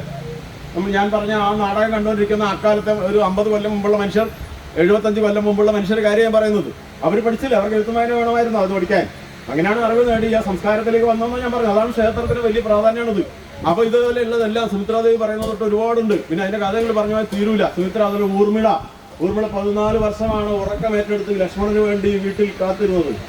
14 വർഷം ലക്ഷ്മണകുമാരൻ ജ്യേഷ്ഠന് വേണ്ടി കണ്ണിമ വെട്ടാതെ ഉറങ്ങാതെ കാത്തിരുന്നതാണ്. അറിയാമല്ലോ അല്ലേ? എന്തൊരു മഹാത്യാഗമാണ് ജ്യേഷ്ഠന് വേണ്ടി. അതുകൊണ്ടാണ് നമ്മുടെ ഈ രാവണപുത്രനായിട്ടുള്ള ഇന്ദ്രജിത്തിനെ വധിക്കാൻ സാധിച്ചതെന്നാ. ഇന്ദ്രജിത്തിനെ വധിക്കണമെങ്കിൽ 14 വർഷം ബ്രഹ്മചര്യവും 14 വർഷം ഉറങ്ങാനും പാടില്ല. അതുകൊണ്ടാണ് ലക്ഷ്മണകുമാരനെ സാധിച്ചത്. അങ്ങനെ പറഞ്ഞ ഒരുപാടുണ്ട്. ഇങ്ങനെയുള്ള മൂല്യങ്ങളെല്ലാം മനസ്സിലായോ? ഇങ്ങനെ ഒരുപാടുണ്ട്. ആ കൂട്ടത്തിൽ ഇതേപോലെ തന്നെ പണ്ട് ഇതുപോലെ ഒരു ക്ഷേത്രം ഒരാൾക്കുണ്ടാക്കിയ ഒരു വലിയ മാറ്റമുണ്ട്. അതായത് നമ്മുടെ വേദങ്ങളുടെയൊക്കെ അടിസ്ഥാന പ്രമാണങ്ങളിൽ ഒന്ന് ഞാൻ നേരത്തെ പറഞ്ഞിട്ടില്ല, അത് പറയാൻ പോവാണ്. എന്താണ്? സത്യമത ധർമ്മം ചര, അങ്ങനെയല്ലേ? അങ്ങനെ തത്വമില്ലേ? സത്യമത ധർമ്മം ചര, സത്യമേ പറയാവൂ, ധർമ്മമേ പ്രവർത്തിക്കാവൂ. ഇത് പെട്ടെന്ന് മനസ്സിലായി. പക്ഷെ ഇത് നമുക്ക് കൃത്യമായിട്ട് അതിന്റെ ഒരു പ്രായോഗികത പിടികിട്ടിയില്ല, അല്ലേ? അപ്പോഴാണ് അത് പുരാണങ്ങളിൽ മനോഹരമായ കഥ അവതരിപ്പിച്ചിട്ടുണ്ട്. ഏതാണെന്നറിയാമോ? സത്യത്തിന്റെയും ധർമ്മത്തിന്റെയും പരിപാലനത്തിന്റെ മഹത്വം മനുഷ്യരെ മനസ്സിലാക്കാൻ വേണ്ടി പുരാണങ്ങളിലും ഇതിഹാസങ്ങളിലും ഒക്കെ നിരവധി കഥകളുണ്ട്. പക്ഷെ അതിൽ ഏറ്റവും പ്രധാനപ്പെട്ട കഥയായി നൽകിയിട്ടുള്ളത് ഹരിചന്ദ്ര ചരിതമാണ്. കേട്ടിട്ടുണ്ടോ? ഹരിചന്ദ്ര ചരിതം ആർക്കെങ്കിലും അറിയാമോ? കേട്ടിട്ടുണ്ട് അല്ലേ? ഒരു സിനിമയൊക്കെ ഉണ്ടായിരുന്നു. അപ്പൊ അത് ഇതേപോലെ ഒരു സന്ദർഭത്തിൽ ഞാൻ നിങ്ങളെ ഒന്ന് പരിചയപ്പെടുത്താം. ഇത് നിങ്ങളെല്ലാവരും ഞാൻ തൽക്കാലം ഗുജറാത്തിലേക്ക് കൊണ്ടുപോകണം. പോരാവോ? പോരുന്നോ? പോർബന്തറിൽ ഓക്കെയാണോ? അപ്പൊ നമ്മളിപ്പോ നേരെ ഓർക്കുക, മോഹൻദാസ് കരംചന്ദ് ഗാന്ധിക്ക് 12 വയസ്സ് പ്രായം. മറക്കരുത്. മോഹൻദാസ് കരംചന്ദ് ഗാന്ധി അദ്ദേഹത്തിന്റെ ആത്മകഥ എഴുതിയിട്ടുണ്ട്. ആ കഥയുടെ പേര് എന്താണ്? എന്റെ സത്യാന്വേഷണ പരീക്ഷണങ്ങൾ. അതിലദ്ദേഹം പറയുന്നുണ്ട്, എന്റെ ജീവിതത്തിൽ വലിയ മാറ്റം ഉണ്ടാക്കിയത്, കുട്ടിക്കാലത്ത് സാധാരണ കുട്ടികളെ പോലെ എല്ലാ കുസൃതിയും ഒക്കെ ആയിട്ട് നടന്നൊരു കുട്ടിയാണ് ഞാൻ. പിന്നീട് എന്റെ ജീവിതം ആകെ മാറ്റിമറിച്ചത് പ്രധാനമായിട്ട് 2 കഥകളാണ്. ഒന്ന് ശ്രവണ പിതൃഭക്തിയാണ്, മറ്റൊന്ന് ഹരിചന്ദ്ര ചരിതമാണ്. ശ്രവണ പിതൃഭക്തി നിങ്ങൾ അറിയുന്നതാണ്, ഞാൻ വെറുതെ ഒന്ന് പരിചയപ്പെടുത്താം. ആ ശ്രവണകുമാരനെയാണ് ദശരഥ മഹാരാജാവ് കാട്ടിൽ പോയിട്ട് വേട്ട സമയത്ത് അബദ്ധത്തിൽ ആനയാണെന്ന് കരുതി അമ്പെയ്ത് വധിച്ച കുട്ടിയുടെ കാര്യമാണ് ശ്രവണകുമാരന്റെ കഥ. ഞാൻ പറയില്ല. അടുത്തത് നമ്മുടെ ഹരിചന്ദ്ര ചരിതമാണ്. അത് അദ്ദേഹം കണ്ടത് ഒരു ക്ഷേത്രത്തിൽ ഉത്സവത്തിനാണ് എന്നാണ് ഞാൻ പറയുന്നത്. പുസ്തകത്തിൽ അങ്ങനെയാണോ നിങ്ങൾ വായിച്ചു നോക്കിയിട്ട് തീരുമാനിച്ചാൽ മതി. ഓക്കെ, റെഡിയല്ലേ? അപ്പൊ പോർബന്തറിലെ ക്ഷേത്രത്തിൽ, ഗാന്ധിജി ജനിച്ചത് പോർബന്തറിലല്ലേ? ആണ്. അവിടെ ക്ഷേത്രത്തിൽ ഇതുപോലെ ഒരു ഉത്സവം നടക്കുകയാണ്. അപ്പൊ ഉത്സവത്തിന് വൈകുന്നേരം ഇതേപോലെ ഗംഭീരമായ ഒരു സ്റ്റേജ് കെട്ടി പന്തലിട്ടിട്ടുണ്ട്. ഒരു സ്റ്റേജ് കക്കൻ കിടക്കുന്നു. നാടകം തുടങ്ങാൻ പോവാണ്. 12,000-ഓളം ആളുകൾ, ഭക്തജനങ്ങൾ അവിടെ ഒത്തുചേർന്നിട്ടുണ്ട്. ഇതുപോലെ കസേരയൊന്നുമില്ല, എല്ലാവരും നിലത്താണ് ഇരിക്കുന്നത്. ചൂട്ടുമൊക്കെ ആയിട്ടാണ് പോയത്. അങ്ങനെ പോയി എല്ലാവരും ഇരിക്കുന്നു. അതിന് മുന്നിലേക്ക് ഓടി വന്നു മോഹൻദാസ് കരംചന്ദ് ഗാന്ധി എന്ന 12കാരനും. സ്റ്റേജിൽ നിന്ന് ഉടനെ തന്നെ ഒരു ബെല്ലടിച്ചു. അടുത്ത ബെല്ലോട് കൂടി നാടകം ആരംഭിക്കാൻ പോവുകയാണ്. എന്നിട്ട് ആ ഉള്ളിൽ നിന്നുള്ള അനൗൺസ്മെന്റ് ആണ്, ഞങ്ങൾ ഇവിടെ അവതരിപ്പിക്കാൻ പോകുന്ന നാടകത്തിന്റെ പേര് ഹരിചന്ദ്ര ചരിതം. സൂര്യവംശ രാജാവായ ഹരിചന്ദ്ര മഹാരാജാവ് രാജ്യം ഭരിക്കുകയാണ്. എല്ലായിടത്തും ഹരിചന്ദ്രനെ കുറിച്ചാണ് കീർത്തി. കാരണം ഹരിചന്ദ്ര മഹാരാജാവ് സത്യസന്ധനാണ്, ധർമ്മനിഷ്ഠനാണ്. സത്യം പാലിക്കാൻ വേണ്ടി, വാക്ക് പാലിക്കാൻ വേണ്ടി, ധർമ്മം പാലിക്കാൻ വേണ്ടി സ്വന്തം ജീവൻ നഷ്ടപ്പെട്ടാലും പിന്നോട്ട് പോകാത്ത, സത്യനിഷ്ഠയിലും ധർമ്മനിഷ്ഠയിലും ഉറച്ചു നിൽക്കുന്ന ഹരിചന്ദ്ര മഹാരാജാവിനെ പോലെ ഈ 14 ലോകത്തും ആരുമില്ലാത്തത് കൊണ്ട് എല്ലാവർക്കും പറയാനുള്ളത് ഹരിചന്ദ്രൻ ഹരിചന്ദ്രൻ ഹരിചന്ദ്രൻ രാജ്യം പോലെ ഹരിചന്ദ്രനെ പോലെ എന്നാണ്. മറ്റേ ദേവേന്ദ്രന്റെ ദേവലോകത്തെ ഒന്നും ആരും പറയാണ്ടായി. അങ്ങനെ വന്നു കഴിഞ്ഞപ്പോൾ ദേവേന്ദ്രനും അല്പം വിഷമവും അസൂയൊക്കെ തോന്നി. അപ്പൊ അദ്ദേഹത്തിന് തോന്നി ഹരിചന്ദ്ര മഹാരാജാവിനെ വാക്ക് പാലിക്കാൻ പറ്റാതെ ഒരു പരീക്ഷണം നടത്തി പരാജയപ്പെടുത്തിയിട്ട് തന്റെ കീർത്തി വീണ്ടെടുക്കണം. അതിനെന്താണ് ഒരു മാർഗം? അദ്ദേഹം കൈയടിച്ച്, രാജാവ് കൈയടിച്ചാൽ മതി, ആരെ വിടാന്ന് വെച്ചാൽ ആള് വരും അല്ലേ? അപ്പോഴത്തേക്ക് ആളുകൾ വന്നു, അടിയൻ ആരെ? അപ്പൊ പറഞ്ഞ് ഈ പണ്ഡിതന്മാരെ വിളിച്ചു കൂട്ടാൻ പറഞ്ഞു. അവർ വന്നു, അവരോടൊക്കെ പറഞ്ഞ് ആവശ്യം പറഞ്ഞു കൊടുത്തു. അവർക്ക് ആർക്കും സാധ്യമല്ല എന്ന നിലയിൽ പിന്നോട്ട് പോയി. ഒടുവിൽ ഈ ആവശ്യം നടപ്പിലാക്കാൻ വേണ്ടി ഒരാൾ അവിടെ എത്തുകയാണ്. അദ്ദേഹത്തിന്റെ പേര് മറക്കരുത്, വിശ്വാമിത്ര മഹർഷിയാണ്. വിശ്വാമിത്ര മഹർഷി വന്നിട്ട് പറഞ്ഞു, മഹാരാജൻ, അങ്ങയുടെ ആഗ്രഹം നാം മനസ്സിലാക്കുന്നു. നാം ഒരു പരീക്ഷണം നടത്തി ഹരിചന്ദ്ര മഹാരാജാവിന് വാക്ക് പാലിക്കാൻ പറ്റാതെ തോൽപ്പിച്ചിട്ട് അങ്ങയുടെ കീർത്തി നാം വീണ്ടെടുത്ത് തരുന്നതാണ്. വളരെ സന്തോഷം മഹാമുനി. എങ്കിൽ അങ്ങനെയാവട്ടെ, അടിയനതാ പോകുന്നു പരീക്ഷണത്തിനായി. അങ്ങനെ ഇത്രയും പറഞ്ഞു കഴിഞ്ഞു. ഇനി കട്ടൻ സാവധാനം ഉയരുകയാണ്. നിങ്ങൾ കാണുന്നത് ഹരിചന്ദ്ര മഹാരാജാവിന്റെ കൊട്ടാരമാണ്. കൊട്ടാരത്തിൽ അസിംഹാസനത്തിൽ അത് ആരൂഢനായിരിക്കുകയാണ് ഹരിചന്ദ്ര മഹാരാജാവ്, സൂര്യവംശ രാജാവ്, സൂര്യ തേജസ്സോടുകൂടി. ഈ വരുന്നയാൾ ആരാന്നറിയാമോ? വിശ്വാമിത്ര മഹർഷിയാണ്. പക്ഷെ നിങ്ങൾ കണ്ടാൽ മനസ്സിലാവില്ല, വൃദ്ധ ബ്രാഹ്മണന്റെ വേഷത്തിൽ വേഷപ്രച്ഛന്നനായിട്ടാണ് വന്നിട്ടുള്ളത്. അപ്പൊ കൊട്ടാരത്തിന്റെ ഗേറ്റിൽ വന്നു. ഗേറ്റിൽ വന്നു കഴിഞ്ഞാൽ ദ്വാരപാലകനുണ്ട്. ദ്വാരപാലകൻ കാര്യം ചോദിച്ചു, മഹാരാജാവിനെ കാണണം. ശരി, ഉടനെ അനുവാദം ചോദിക്കാൻ വേണ്ടി ദ്വാരപാലകൻ അകത്തോട്ട് വന്നു. ഇങ്ങനെയാണ് ചെല്ലുന്നത്, ഇന്ന് ഞാൻ കൊട്ടാരത്തിലാണുള്ളത്, തെറ്റിദ്ധരിക്കരുത്. അടിയൻ ആരെവിടെ? അങ്ങയെ മുഖം കാണിക്കാൻ ഒരു വൃദ്ധ ബ്രാഹ്മണൻ കാത്തു നിൽക്കുന്നു. ഓഹോ, അദ്ദേഹത്തെ നമ്മുടെ മുമ്പിൽ ആഗതനാക്കൂ. അർത്ഥം മനസ്സിലാവുന്നുണ്ടല്ലോ അല്ലേ? ഇല്ലേ? കൊട്ടാരത്തിൽ പോയിട്ടില്ലേ ഇതിന് മുമ്പല്ലേ? അതിന്റെ കുറ്റമല്ല. എന്താ പറഞ്ഞത്? നമ്മുടെ മുമ്പിൽ ആഗതനാക്കൂ. മനസ്സിലാവുന്നുണ്ടോ? വിശദീകരിക്കാൻ കുട്ടികളൊന്നും ഇല്ലല്ലോ, നിങ്ങൾക്ക് മനസ്സിലായില്ലേ? ചെറിയ കുട്ടികളാണ് വിശദീകരിക്കുന്നത്. അപ്പൊ അതേപോലെ തന്നെ അങ്ങനെ അടുത്തൊരു മറുപടി ഉണ്ട്, ഉത്തരവ്. ഇത് കൊട്ടാരത്തിലായിരുന്നു കേട്ടോ, ഉത്തരവ്. അയാൾ പോയി കൂട്ടിക്കൊണ്ടുവന്നു. മഹാരാജാവിന്റെ പ്രണാമം. അങ്ങനെയല്ലേ? ആരാ വന്നത്? ഈ പറഞ്ഞ വൃദ്ധബ്രാഹ്മണൻ വിശ്വാമിത്ര മഹർഷി. മഹാരാജാവിന് മനസ്സിലായില്ല. മഹാരാജാവിന്റെ പ്രണാമം. അങ്ങ് ഉപവിഷ്ടനായാലും മനസ്സിലായോ? അപ്പൊ പിടികിട്ടിയില്ലേ? ഇരിക്കാനാ പറഞ്ഞത്. അദ്ദേഹം അവിടെ ഇരുന്നു. എന്നിട്ട് ചോദിച്ചു, മഹാരാജൻ, രാജൻ. രാജാവ് നോക്കുന്നില്ല. അപ്പൊ രാജാവ് അദ്ദേഹത്തോട് ചോദിക്കുകയാണ്, ഈ ബ്രാഹ്മണനോട്, വൃദ്ധബ്രാഹ്മണ, അങ്ങ് എന്തിനാണ് നമ്മെ മുഖം കാണിക്കാൻ വേണ്ടി വന്നത്? മഹാരാജൻ, ഞാനൊരു സാധു ബ്രാഹ്മണനാണ്, അതുകൊണ്ട് എന്റെ മകളുടെ വിവാഹത്തിനുള്ള സഹായം ചോദിക്കാൻ വേണ്ടി വന്നതാണ്. ഓഹോ, മകളുടെ വിവാഹത്തിനുള്ള സഹായമാണ് അങ്ങേക്ക് വേണ്ടത്? എങ്കിൽ അങ്ങ് പോയി മകളുടെ വിവാഹം നിശ്ചയിച്ചിട്ട് വന്നോളൂ. എന്ത് ചോദിച്ചാലും നാം തരുമല്ലോ. ഒരു മകളുടെ വിവാഹത്തിന് കൊടുക്കാൻ രാജാവിന് 2 വട്ടം ആലോചിക്കാനുണ്ടോ? അത്രയും സമ്പന്നനായ രാജാവല്ലേ. അപ്പൊ അദ്ദേഹം പറഞ്ഞു. അപ്പൊ രാജാവ് ഇത് പറഞ്ഞു കഴിഞ്ഞപ്പോ വീണ്ടും ഈ ബ്രാഹ്മണൻ ചോദിച്ചു, എന്ത് ചോദിച്ചാലും അങ്ങ് തരുമോ? തീർച്ചയായും. നാം ഹരിചന്ദ്ര മഹാരാജാവാണ് പറയുന്നത്. നാം ജീവിച്ചിരിക്കുന്നെങ്കിൽ വാക്ക് പാലിച്ചിരിക്കും. അങ്ങ് വേഗം പോയി മകളുടെ വിവാഹം നിശ്ചയിച്ചിട്ട് വന്നോളൂ. എങ്കിൽ അടിയൻ പോകട്ടെ. പ്രണാമം. ആ ബ്രാഹ്മണൻ പോയി. കർട്ടൻ വീണു.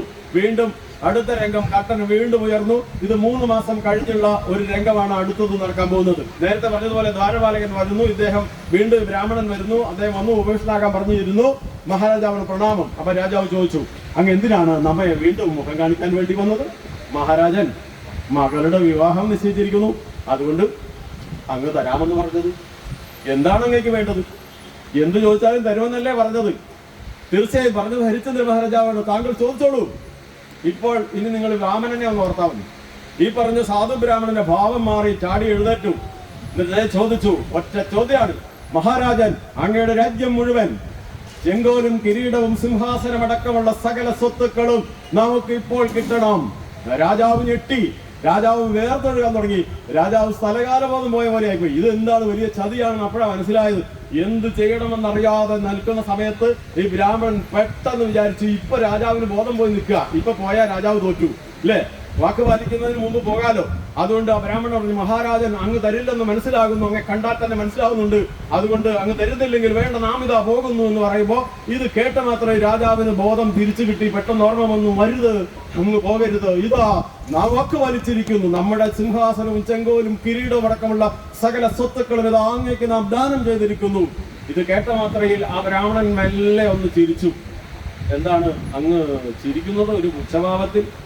കാരണമുണ്ട്, അങ്ങേക്കറിയില്ലേ, ഇത് ഭാരതമാണ്. അതുകൊണ്ട് ഈ ഭാരതത്തിൽ ഒരു ദാനം നിർവഹിക്കണമെങ്കിൽ അതിനു മുമ്പ് ദക്ഷിണ വെക്കണം. അങ്ങ് ദക്ഷിണ വെച്ചോ? ദക്ഷിണ വെക്കാത്തത് കൊണ്ട് ദാനം എന്ന കർമ്മമല്ല ഇവിടെ നടന്നിട്ടുള്ളത്. സകല സ്വത്തുക്കളും അങ്ങ് നമുക്ക് തന്നില്ലേ, പക്ഷേ ദാനമല്ല. ഇനി ദക്ഷിണ വെക്കാൻ അങ്ങയുടെ കയ്യിൽ എന്തെങ്കിലും ഉണ്ടോ? എത്രയാണ്? 12 ഭാരം. എന്താണ്? വലിയൊരു അളവാണ്. സ്വർണം ദക്ഷിണ വെക്കണമെന്നാണ് പുരാണത്തിൽ പറയുന്നത്. അത്രയേറെ സ്വർണം ഉണ്ടാക്കി ദക്ഷിണ വെക്കാൻ ഇനി ഇദ്ദേഹത്തെ കൊണ്ട് സാധ്യമല്ല. അതുകൊണ്ട് ആ ബ്രാഹ്മണൻ പറഞ്ഞ, അങ്ങ് നിർവഹിച്ചത് ദാനമല്ല, അതുകൊണ്ട് അങ്ങ് വാക്ക് പാലിച്ചിട്ടില്ല. അങ്ങ് ഇന്നോളം കെട്ടിപ്പൊക്കിയ ഈ 14 ലോകവും പ്രശസ്തി നേടി കെട്ടിപ്പൊക്കിയ അങ്ങയുടെ കീർത്തി മുഴുവനും ഇതാ ഇവിടെ അസ്താരുത്. അങ്ങനെ പറയരുത് ബ്രാഹ്മണ ശ്രേഷ്ഠ, അങ്ങനെ പറയരുത്. നമുക്ക് 1 മാസത്തെ അവധി തരണം. 1 മാസത്തെ അവധി തന്നാൽ നാം ദക്ഷിണ വെച്ചോളാം. 1 മാസമല്ല, 1 വർഷം കൊടുത്താലും ഇനി ഇത്രയേറെ സ്വർണം ഉണ്ടാക്കി ദക്ഷിണ വെക്കാൻ ഇദ്ദേഹത്തിന് സാധ്യമല്ലെന്നറിയാവുന്ന ബ്രാഹ്മണൻ അഥവാ വിശ്വാമിത്ര മഹർഷി പറഞ്ഞു, ശരി, താങ്കൾക്ക് നാം 1 മാസത്തെ അവധി തരുന്നു. 1 മാസം കഴിയുമ്പോൾ നാം വരുമെന്ന് ദക്ഷിണ തന്നിട്ടില്ലെങ്കിൽ താങ്കളുടെ കീർത്തി മുഴുവനും അതോടെ അസ്തമിച്ചിരിക്കും. നാം സമ്മതിച്ചിരിക്കുന്നു. അദ്ദേഹം ആ ബ്രാഹ്മണൻ പോയി. രാജാവ് ആ കൊട്ടാരത്തിൽ അങ്ങോട്ടും ഇങ്ങോട്ടും ഉലാത്തുകയാണ്. എന്ത് ചെയ്യണമെന്നറിയാതെ ആകെ പിടുത്തം വിട്ട് അങ്ങോട്ടും ഇങ്ങോട്ടും ഉലാത്തുകയാണ്. വേവലാതിയിൽ വിവരം അന്തഃപുരത്തിൽ അറിഞ്ഞു. അന്തഃപുരത്തിൽ നിന്ന് അദ്ദേഹത്തിന്റെ ധർമ്മപത്നി ചന്ദ്രമതി അതാ ഓടി വരികയാണ് രാജസന്നിധിയിലേക്ക്. അവിടെ ഓടി വന്നിട്ട് ചോദിച്ചു, മഹാരാജൻ, അങ്ങയ്ക്ക് എന്തു പറ്റി? അവധി അറിഞ്ഞില്ലേ? നമുക്ക് വാക്ക് പാലിക്കാൻ കഴിഞ്ഞില്ല, അതാണ് നമ്മുടെ പ്രയാസം. അതിന് അങ്ങ് ഇങ്ങനെ വിഷമിച്ചിട്ട് കാര്യമുണ്ടോ? എന്തെങ്കിലും ഒരു വഴി നമുക്ക് കണ്ടുപിടിക്കാം. അവധിക്ക് എന്തെങ്കിലും വഴി പറയാനുണ്ടോ? നാം ആലോചിച്ചിട്ട് ഒരു വഴിയും കാണുന്നില്ല. നമുക്ക് ആലോചിക്കാം. രണ്ടുപേരും ആലോചിച്ചു. അവസാനം ചന്ദ്രമതി പറഞ്ഞു, മഹാരാജൻ, അങ്ങക്ക് എന്തിനേക്കാളും വലുത്, സ്വന്തം ജീവനേക്കാളും വലുത് ധർമ്മമാണ്, വാക്കുപാലിക്കലാണ് എന്ന് നമുക്കറിയാം. അതുകൊണ്ട് ഒരു വഴി നാം പറയുകയാണ്. ഈ വാക്കുപാലിക്കുന്നതിലൂടെ അങ്ങക്ക് ഞാനൊരു വഴി പറയും, അത് അങ്ങ് നിഷേധിക്കരുത്, അങ്ങ് സ്വീകരിക്കണം. ഭവതി പറയൂ. അവർ പറഞ്ഞു, മഹാരാജൻ, എന്നെയും മകനെയും കൊണ്ടുപോയി വിറ്റിട്ട് കിട്ടുന്ന പണം കൊണ്ട് ദക്ഷിണ കൊടുക്കണം. അന്ന് മനുഷ്യനെ വിറ്റ പണം കിട്ടും, അടിമക്കച്ചവടമുള്ള കാലമാണ്. എന്നെയും മകനെയും കൊണ്ടുപോയി വിറ്റിട്ട് പണം കിട്ടും, അത് കൊടുത്ത് ദക്ഷിണ കൊടുക്കാൻ പറഞ്ഞു. രാജാവ് ആലോചിച്ചു, വേറൊരു വഴിയുമില്ല. ഏറ്റവും പ്രിയങ്കരിയായ സ്നേഹസമ്പന്നയായ ഭാര്യ, അതിനേക്കാൾ ഏറെ 10 വയസ്സുകാരനായ ലോഹിതാശൻ എന്ന് പറഞ്ഞ പ്രിയങ്കരനായ പുത്രൻ, ഇവരെ രണ്ടുപേരെയും വിൽക്കുക എന്ന് പറഞ്ഞാൽ അസാധ്യമാണ്, ചിന്തിക്കാൻ പോലും കഴിയില്ല. പക്ഷേ എന്തിനേക്കാളും വലുത് വാക്ക് പാലിക്കുക എന്നത് അദ്ദേഹത്തിന്റെ ജീവിത നിഷ്ഠയായതുകൊണ്ട് മനസ്സില്ലാ മനസ്സോടെ ഈ പറഞ്ഞ നിർദ്ദേശം സ്വീകരിക്കുന്നു. ഭാര്യയും മകനെയും കൂട്ടി നേരെ കാശി പട്ടണത്തിലേക്ക് പോയി അവിടെ ചെന്ന് ഈ കച്ചവടങ്ങളൊക്കെ നടക്കുന്ന തെരുവിൽ വിളിച്ചു പറഞ്ഞതാ, ഈ സ്ത്രീയെയും കുട്ടിയെയും നാം വിൽക്കുകയാണ്. പലരും വന്ന് നോക്കി. അവസാനം ഒരു ബ്രാഹ്മണൻ, മറ്റൊരു വൃദ്ധബ്രാഹ്മണൻ വന്ന് ഇവർക്ക് വില പറഞ്ഞു. ആ വില അദ്ദേഹത്തിന് ബോധ്യമായി. അദ്ദേഹം അവരെ വിറ്റു.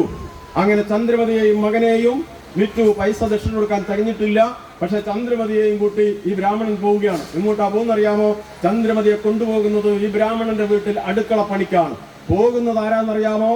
നിരവധി തോഴിമാർ വട്ടത്തിൽ നിന്ന് വെഞ്ചാമരത്തിൽ പനിനീർ മുക്കി വീശിയുറക്കിയിരുന്ന രാജകീയ സൗഭാഗ്യങ്ങൾ നടുവിൽ നിന്ന് മഹാറാണിയാണ് ഭാര്യാധർമ്മം നിറവേറ്റാൻ വേണ്ടി അടുക്കള പണിക്ക് പോകുന്നത്. അവരുടെ കണ്ണുകളിൽ നിന്ന് ഒരു തുള്ളി കണ്ണുനീർ പോലും പൊടിഞ്ഞിട്ടില്ല. തികഞ്ഞ ചാരിതാർത്ഥ്യത്തോടു കൂടി ആ അമ്മ നടന്നു പോവുകയാണ് ഭർത്താവിനോടുള്ള കടമ നിറവേറ്റാൻ. എവിടെയാണ് ഇത്രയും മനോഹരമായ മൂല്യങ്ങൾ സംഭാവന ചെയ്യുന്ന ദൃശ്യങ്ങൾ ഉണ്ടാവുക? അതാണ്. അങ്ങനെ ആ അമ്മയും കുട്ടിയും കൂടെ അവിടെ ജോലിക്ക് പോയി. പണം തികയാത്തോണ്ട് രാജാവ് വിളിച്ചു പറഞ്ഞതാ, നാം നമ്മെ വിൽക്കുകയാണ്. അങ്ങനെ അദ്ദേഹത്തെ അവിടെ നിന്ന് വില പറഞ്ഞ അവസാനം മറ്റൊരു രാജാവ് വന്ന് ഈ ഹരിചന്ദ്രന് വില പറഞ്ഞു. അതും ബോധ്യമായി. അങ്ങനെ പണം കിട്ടി, വിവരം അറിയിച്ചു. വൃദ്ധബ്രാഹ്മണൻ വന്നു, ദക്ഷിണ കൊടുത്തു. ഹരിചന്ദ്ര മഹാരാജാവ് സത്യസന്ധതയിൽ വിജയിച്ചു, വാക്ക് പാലിച്ചു. പക്ഷേ രാജ്യം നഷ്ടപ്പെട്ടു, സകലതും നഷ്ടപ്പെട്ടു, മകൻ നഷ്ടപ്പെട്ടു, ഭാര്യ നഷ്ടപ്പെട്ടു, സ്വയം അടിമയായി. പക്ഷെ എല്ലാം നഷ്ടപ്പെട്ടിട്ടും അദ്ദേഹം സൂര്യ തേജസ്സിൽ തിളങ്ങി നിൽക്കുന്നു. വാക്ക് പാലിച്ചത് കൊണ്ട് പിന്നോട്ട് പോയിട്ടില്ല. അദ്ദേഹത്തെ കൂട്ടിക്കൊണ്ടുപോയത് ചുടലയ്ക്ക് കാവൽ നിൽക്കാനാണ്, ശ്മശാനത്തിന്. ഇപ്പൊ വിലക്ക് വാങ്ങിയ രാജാവിന്റെ ശ്മശാനത്തിന് പോയി കാവൽ നിൽക്കുകയാണ് അദ്ദേഹം. അവിടെ പോയി എന്ത് ചെയ്യണമെന്ന് അറിയാമോ? അന്നൊരു ഫീസ് ഉണ്ടെന്ന് വിചാരിക്കും, ഒരു 10 പൈസ. ഒരു ശ്മശാനത്തിൽ ഒരു സംസ്കരണത്തിന് വരുമ്പോ, ഒരു മൃതദേഹം സംസ്കരിക്കാൻ വരുമ്പോ അവരോട് 10 പൈസ വാങ്ങിച്ചിട്ട് വിറകെല്ലാം കൊടുത്ത് സംവിധാനങ്ങൾ ഒരുക്കി സഹായിക്കുന്ന പണിയാണ് അദ്ദേഹത്തിന്.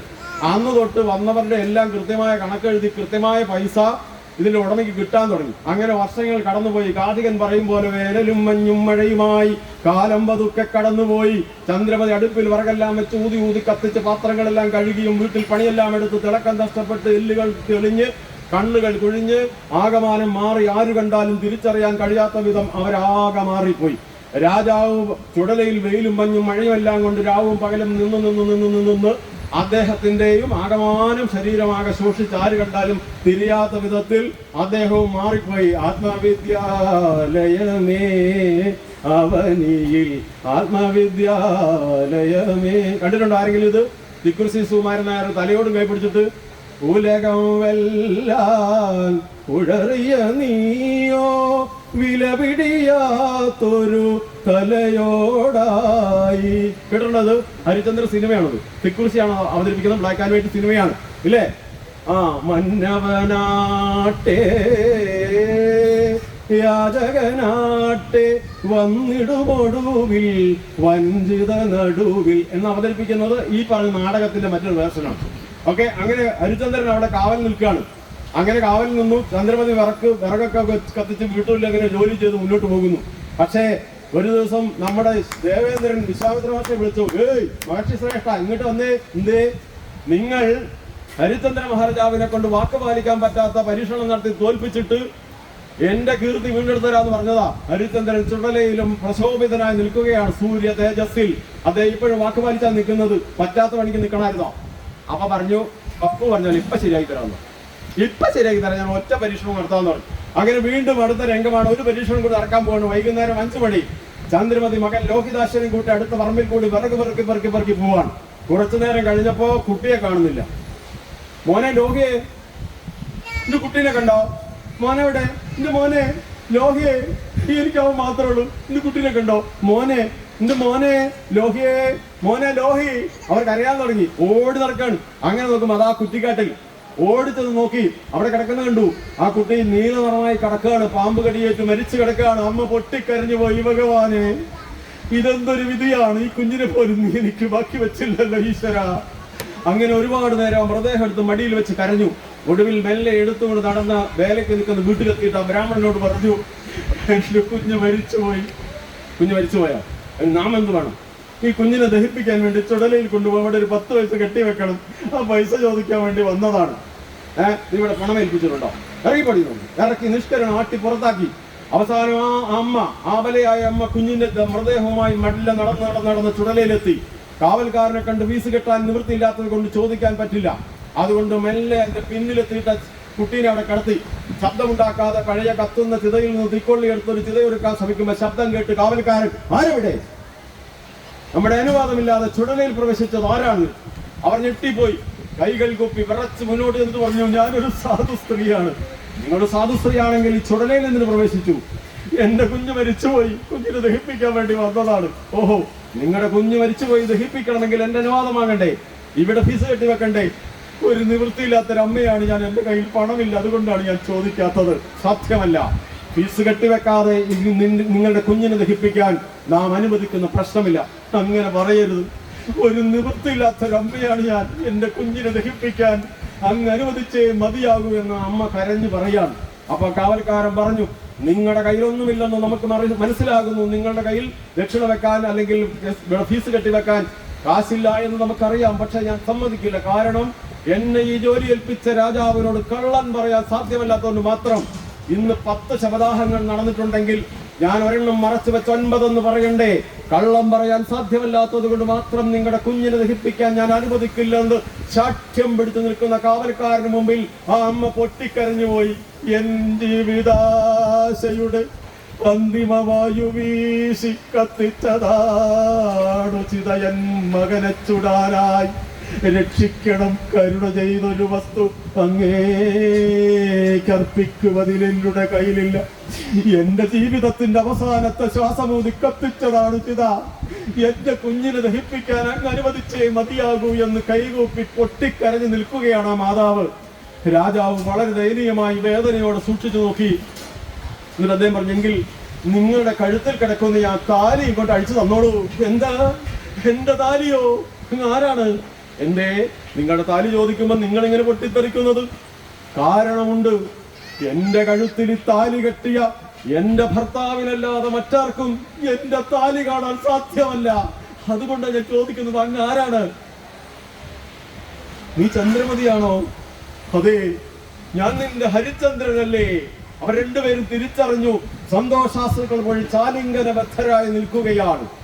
ഈ 14 ലോകങ്ങളും പ്രശസ്തി നേടിയ രാജ്യം നഷ്ടപ്പെട്ടപ്പോഴും സ്വന്തം ഭാര്യയും മകനെ ഉപേക്ഷിക്കേണ്ടി വന്നപ്പോഴും ഏറ്റവും ഒടുവിൽ ചുടലയിൽ ഒരു സാധുവായ അമ്മയുടെ കുഞ്ഞിനെ ദഹിപ്പിക്കാൻ 10 പൈസയ്ക്ക് പോലും വിട്ടുവീഴ്ചയില്ലാതെ സത്യസന്ധതയിൽ ഉറച്ചു നിന്ന ഹരിചന്ദ്ര മഹാരാജാവിന്റെ സത്യനിഷ്ഠയ്ക്ക് മുമ്പിൽ സകല പരീക്ഷണങ്ങളും അമ്പെ പരാജയപ്പെട്ടു. ആ സ്റ്റേജിൽ ദൈവം പ്രത്യക്ഷപ്പെട്ടു.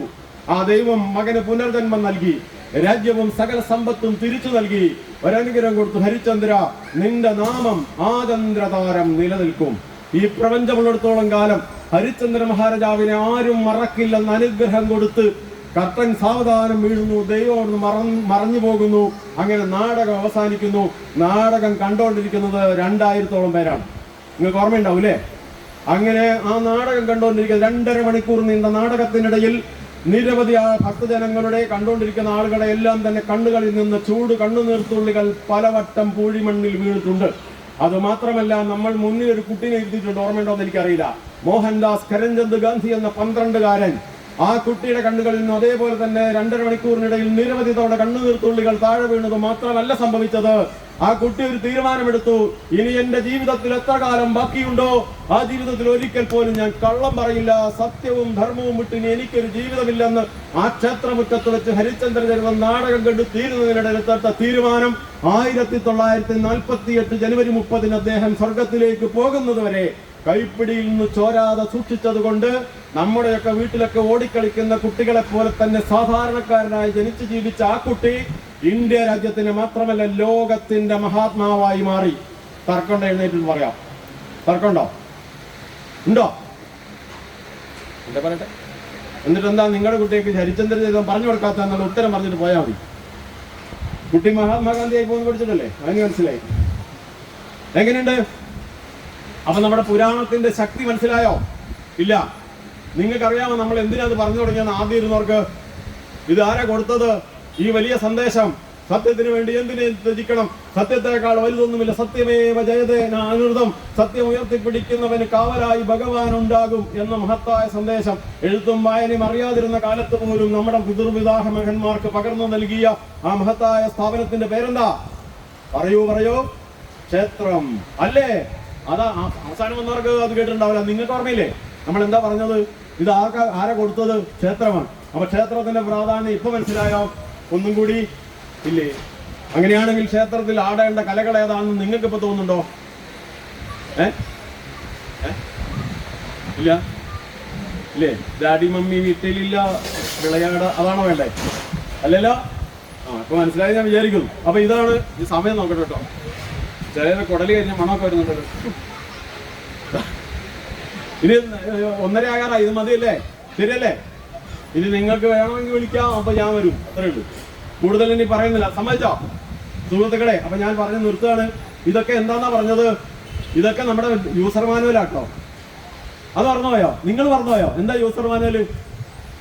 മറന്നുപോയോ? നമ്മൾ ജനിച്ചിട്ട് മരിക്കുന്നവരെ എങ്ങനെ ജീവിക്കണം എന്നുള്ള യൂസർ മാനുവലാ. ഇടയ്ക്കിടയ്ക്ക് സർവീസ് ചെയ്യിക്കണം എന്നൊക്കെ പറഞ്ഞിട്ടില്ലേ കാറ്? അത് തന്നെ നമ്മൾ സർവീസ് ചെയ്യണ്ടേ? അത്രേ ഉള്ളൂ. പിടികിട്ടിയോ? അതിലാണ്. അപ്പൊ എങ്ങനെ ജീവിക്കണം എന്ന് പറഞ്ഞത്? നമ്മൾ എങ്ങനെ ജീവിക്കണം എന്ന് പറഞ്ഞത്? കാമം, ക്രോധം, ലോഹം, മോഹം, മതം, മാത്സര്യാദി ഗുണങ്ങളൊക്കെ ശരീരത്തിൽ സൂക്ഷിക്കണം എന്നാണോ പറഞ്ഞത്? അങ്ങനെ സൂക്ഷിച്ച ഒരാളെ നിങ്ങൾക്ക് കാണണോ? നിലമ്പൂർക്ക് വരാമെങ്കിൽ ഇപ്പൊ കാണിച്ചു തരാം. നിലമ്പൂർ ഒരു കട്ടൻ ചായ ഇടറി. എനിക്ക് പറ്റത്തില്ലമ്മേ, ഇടറി കട്ടൻ ചായ ഞാനിടത്തില്ലമ്മേ. എന്നാ ഞാനിടുവടി, എന്നാ ഒന്ന് കാണട്ടടി, എന്നാ ഇടടി. കട്ടൻ ചായ ഇട്ടു, കൊടുവാലെടുത്തു. എങ്ങനെയുണ്ട്? എങ്ങനെയുണ്ട്? ഇന്നസെന്റ് ചോദിക്കുമ്പോൾ എങ്ങനെയുണ്ട്? എങ്ങനെയുണ്ട്? അടിപൊളി. എന്റെ അമ്മോ, വിശ്വസിക്കാൻ തോന്നുന്നുണ്ടോ അത്? ഞാൻ ആദ്യം ന്യൂസ് സോഷ്യൽ മീഡിയ കണ്ടിട്ട് സത്യം പറഞ്ഞ വിശ്വസിച്ചില്ല. എന്തോ ചാനലുകാരോ അല്ലെങ്കിൽ വാർത്തകൾ പെട്ടെന്ന് കേൾക്കുമ്പോൾ തന്നെ എന്തെങ്കിലും ഇടൂലേ? ഒരു കട്ടൻ ചായക്ക് വേണ്ടിയിട്ടാണെന്ന്. പക്ഷെ വിശദീകരിച്ച് വ്യത്യാസം പത്രത്തിൽ വന്നപ്പോൾ എനിക്ക് മനസ്സിലായി. എന്റെ അമ്മോ, എങ്ങനെയുണ്ട്? ഇത് ചെയ്യരുതെന്ന് പഠിപ്പിക്കാനാണ് ഈ കഷ്ടപ്പെട്ട് വേദവ്യാസ മഹർഷി ഒരു ജീവിതം ചെലവാക്കിയത്. പാവം വാൽമീകി മഹർഷി കഷ്ടപ്പെട്ടത് എന്താണെന്ന് ഇപ്പൊ മനസ്സിലായോ? ഇല്ലേ? നമ്മൾ മര്യാദയ്ക്ക് ജീവിക്കണമെന്ന് പറയാനാ. ഈ ലോകം സന്തോഷവും സമൃദ്ധിയും ശാന്തിയും സമാധാനവും ഒക്കെ നിറഞ്ഞതാവാനുള്ള യൂസർ മാനുവലാണ് വേദങ്ങൾ, ഉപനിഷത്തുകൾ, 18 പുരാണങ്ങൾ, 18 ഉപപുരാണങ്ങൾ ഒക്കെ. മനസ്സിലായോ? രാമായണത്തില് നമ്മൾ നേരത്തെ ഏകദേശം പറഞ്ഞില്ലേ? ഈ കണ്ണ് കെട്ടി നടന്നിട്ട് മക്കൾ വഴിതെറ്റിപ്പോയ ഒരു കഥ പറയാൻ ആർക്കും ധൈര്യമുണ്ടോ? ഒരു പുരാണമാണ്, ഒരു ഇതിഹാസം. അമ്മ കണ്ണ് കെട്ടി നടന്നത് കൊണ്ട് മക്കളെ അതിലെല്ലാം പോയി കണ്ടില്ല, ആകെ കുഴപ്പത്തിലായി. അതാ പറഞ്ഞില്ലേ? പറഞ്ഞായിരുന്നോ? ഇല്ലേ? അതാരായിരുന്നു? ആർക്കും അറിയാം? ആർക്കും അറിയാം? പറയും. ഒരമ്മ കണ്ണു കെട്ടുകയാണ്. പറഞ്ഞില്ലേ? ഗാന്ധാരിയാണോ ഉദ്ദേശിച്ചത്? ആണോ? കാന്താരി അല്ലല്ലോ, ഗാന്ധാരി. നിങ്ങൾ അതിനോട് യോജിക്കുന്നുണ്ടോ? പോയി ഹലോ, ബൈക്കില് ശരിയാണോ? ഭർത്താവിനോട് ഐക്യദാർഢ്യം പ്രഖ്യാപിച്ച് കണ്ണു കെട്ട് നടന്ന് 100 മക്കൾ വഴിതെറ്റിപ്പോയി, കണ്ടില്ല. അച്ഛന് പിന്നെ കണ്ണില്ലെങ്കിലും അതുപോലെ തന്നെ നല്ല വഴി അറിയത്തില്ലായിരുന്നു. അച്ഛൻ പറഞ്ഞെന്താ പറയാ? ധൃതരാഷ്ട്രം പറഞ്ഞത്, ധർമ്മം എന്താണെന്ന് എനിക്കറിയാം, അധർമ്മം എന്താണെന്നും എനിക്കറിയാം, പക്ഷെ ധർമ്മം പ്രവർത്തിക്കാൻ എനിക്ക് കഴിയുന്നില്ല, അധർമ്മം പ്രവർത്തിക്കാതിരിക്കാനും കഴിയുന്നില്ല എന്നാ. മനസ്സിലായോ? അതേപോലെ തന്നെയാണ് അമ്മ ആ രീതിയിൽ നിന്നതുകൊണ്ടാണ് അങ്ങനെ ദുരന്തം. അപ്പൊ അതിൽ നിന്ന് എന്ത് നമ്മൾ മനസ്സിലായി? ഈ ഓരോ അമ്മമാർക്ക് എന്ത് മനസ്സിലായി? എനിക്ക് മനസ്സിലായത് ഞാൻ പറയാം. മക്കളുടെ സഞ്ചാരം അല്ലെങ്കിൽ ജീവിതത്തിൽ നമ്മൾ എപ്പോഴും കണ്ണു വേണം. അവരുടെ തലയ്ക്ക് പുറകിൽ ഒരു CCTV ആയിട്ട് ആര് വേണം? നമ്മൾ വേണം. അതല്ലേ ഉദ്ദേശിച്ചത്? അല്ലേ? അപ്പൊ നമ്മൾ അത് ശ്രദ്ധിച്ചിരിക്കണം എന്നതാണ്. അങ്ങനെയാണെങ്കിൽ ജീവിതം. അപ്പൊ ഞാൻ ചുറ്റി പറയാണ്, ഇതിലെല്ലാം പറഞ്ഞു തന്നിട്ടുള്ള കാര്യം എന്താണെന്നറിയാമോ? ഈ നമ്മളെല്ലാവരും അത് ഇത്രേ ഉള്ളൂ. നമ്മുടെ ഈ ഒറ്റവാക്കി പറഞ്ഞാൽ മനുഷ്യരെല്ലാവരും നല്ല മനുഷ്യരാവണം. നല്ല മനുഷ്യരെന്നുകൊണ്ട് ദൈവം ആഗ്രഹിക്കുന്ന മനുഷ്യർ ത്രികരണ ശുദ്ധിയുള്ളവരാണ്. ത്രികരണ ശുദ്ധി എന്ന് പറഞ്ഞാൽ അറിയോ? പിടികിട്ടിയോ? അതെന്ന് പറഞ്ഞാൽ ഇതാണ്: ചിന്തയിൽ, കർമ്മത്തിൽ, വാക്കിലുമെന്നും നിർമ്മലരാവുക നാം. ചിന്ത, കർമ്മം, വാക്ക്. പെട്ടെന്ന് മനസ്സിലാക്കാൻ പറ്റുമെന്ന് ആലോചിച്ചാൽ കിട്ടും, വേഗം വിശദീകരിക്കാൻ പറ്റില്ല. 1:30 വരെയാ സമയം, ഇപ്പൊ 1:30 ആകാൻ 1 മിനിറ്റ് ഉള്ളൂ. ചിന്ത, കർമ്മം, വാക്ക്. പിടികിട്ടിയോ? ഞാൻ പറയുന്നത്, ഞാൻ പ്രവർത്തിക്കുന്നത്, ഞാൻ ചിന്തിക്കുന്നത് അത് നന്നായിരിക്കണോ വേണ്ടയോ? വേണ്ടേ? അപ്പൊ ഒന്നുകൂടി, എന്റെ മനസ്സ് നല്ലതാണെങ്കിൽ ഞാൻ നല്ലതല്ലേ പറയൂ, എന്റെ മനസ്സ് നല്ലതാണെങ്കിൽ ഞാൻ നല്ലതല്ലേ ചിന്തിക്കൂ, എന്റെ മനസ്സ് നല്ലതാണെങ്കിൽ ഞാൻ നല്ലതല്ലേ പ്രവർത്തിക്കൂ. അപ്പൊ ഏതാ നന്നാവേണ്ടത്? മനസ്സാണ്. മനസ്സ് നന്നായാൽ ബാക്കിയെല്ലാം നന്നാവും. നല്ല മനസ്സെന്ന് പറഞ്ഞാൽ ഇല്ലേ? ഇപ്പൊ സാറിപ്പം എന്തെങ്കിലും ഒരു നല്ല കാര്യം ചെയ്താൽ നിങ്ങൾ എന്ത് പറയും? എന്താ പറയുന്നത്? അദ്ദേഹത്തിന് നല്ല മനസ്സ്. എന്താ പറയാ? നല്ല മനസ്സ്. ഒരു രോഗി വന്നു, അദ്ദേഹം ചിലപ്പോൾ ഒരു സഹായം ചെയ്യും, നിങ്ങൾ കണ്ടോണ്ട് എന്ത് പറയും? നല്ല മനസ്സ്. അപ്പൊ അതാണ് നന്മ. അതെന്താണ്? അനുകമ്പയല്ലേ? അപ്പൊ നല്ല മനസ്സെന്ന് പറഞ്ഞാൽ മനുഷ്യത്വം എന്ന് പറഞ്ഞതാണ്. സ്നേഹം, സാഹോദര്യം, അനുകമ്പ, ഇതൊക്കെ അല്ലേ? ആണോ? അതാണ് എളിമ. ഇതെല്ലാമാണ്. നിങ്ങൾ നല്ല ചോദിക്കേ, ദൈവത്തിന് എളിമയുള്ളവരെയാണോ അല്ലെങ്കിൽ അഹങ്കാരിയാണോ ഇഷ്ടം? അറിയാ? ദേവിമാരിയ്ക്കുന്ന എവിടെയാ? വിദ്യാദേവത ഇരിക്കുന്ന താമരപ്പൂവിലാണല്ലോ. അറിയാലോ അല്ലേ? എന്തുകൊണ്ടാണ് താമരപ്പൂവിൽ ഇരിക്കുന്നത്? മനസ്സിലായി? വെറുതെ ഇരിക്കല്ല. താമരപ്പൂവിൽ ഇരിക്കുന്നത് ദേവിയെ താങ്ങാൻ ഒരു താമരയ്ക്ക് കഴിയൂല. അപ്പൊ അതിന്റെ അർത്ഥം എന്താ പറയാമോ? സകല കലകളുടെയും അറിവിന്റെയും അധിപതിയായ ദേവിക്ക് വെയിറ്റ് ഇല്ല എന്ന്. ആ തലക്കനം മനസ്സിലാകുന്നുണ്ടോ? അതാണ് വെറുതെ അല്ല അവിടെ ഇരിക്കുന്നത്. ഈ താമരയിൽ ഇരിക്കുന്നത്, വിദ്യാദേവത ഇരിക്കുന്നതിന്റെ അർത്ഥം അതാണ്. സന്ദേശമുണ്ട്, എല്ലാത്തിനും ഉണ്ട്.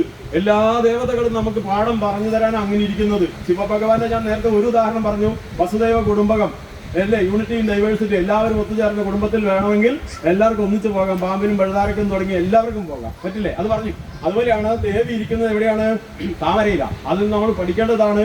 മനുഷ്യൻ ഉണ്ടായിരിക്കേണ്ട ഒരു പ്രധാന ഗുണമാണ് അഹങ്കാരമില്ലായ്മ. അതല്ലേ ഉദ്ദേശിച്ചത്? അഹങ്കാരം ഉണ്ടായിരുന്നുണ്ടാവും, പതനം ഉണ്ടാവും. രാവണൻ അനുഭവം ഉണ്ടല്ലോ. അതുപോലെ തന്നെ ഒരുപാടുണ്ട്. അത് ദേവിയുടെ കയ്യിലുള്ള വീണയുണ്ട്. കച്ചപി എന്നാണ് ആ വീണയുടെ പേര്. സരസ്വതി ദേവി കയ്യിലിരിക്കുന്ന വീണ, ആ വീണയുടെ പേര് കച്ചപി എന്നാണ്. അതിന് ആമ എന്നാണ് സംസ്കൃതത്തിൽ അർത്ഥം. പെണ്ണാമ എന്നാണെന്ന് തോന്നുന്നു കൃത്യമായ അർത്ഥം.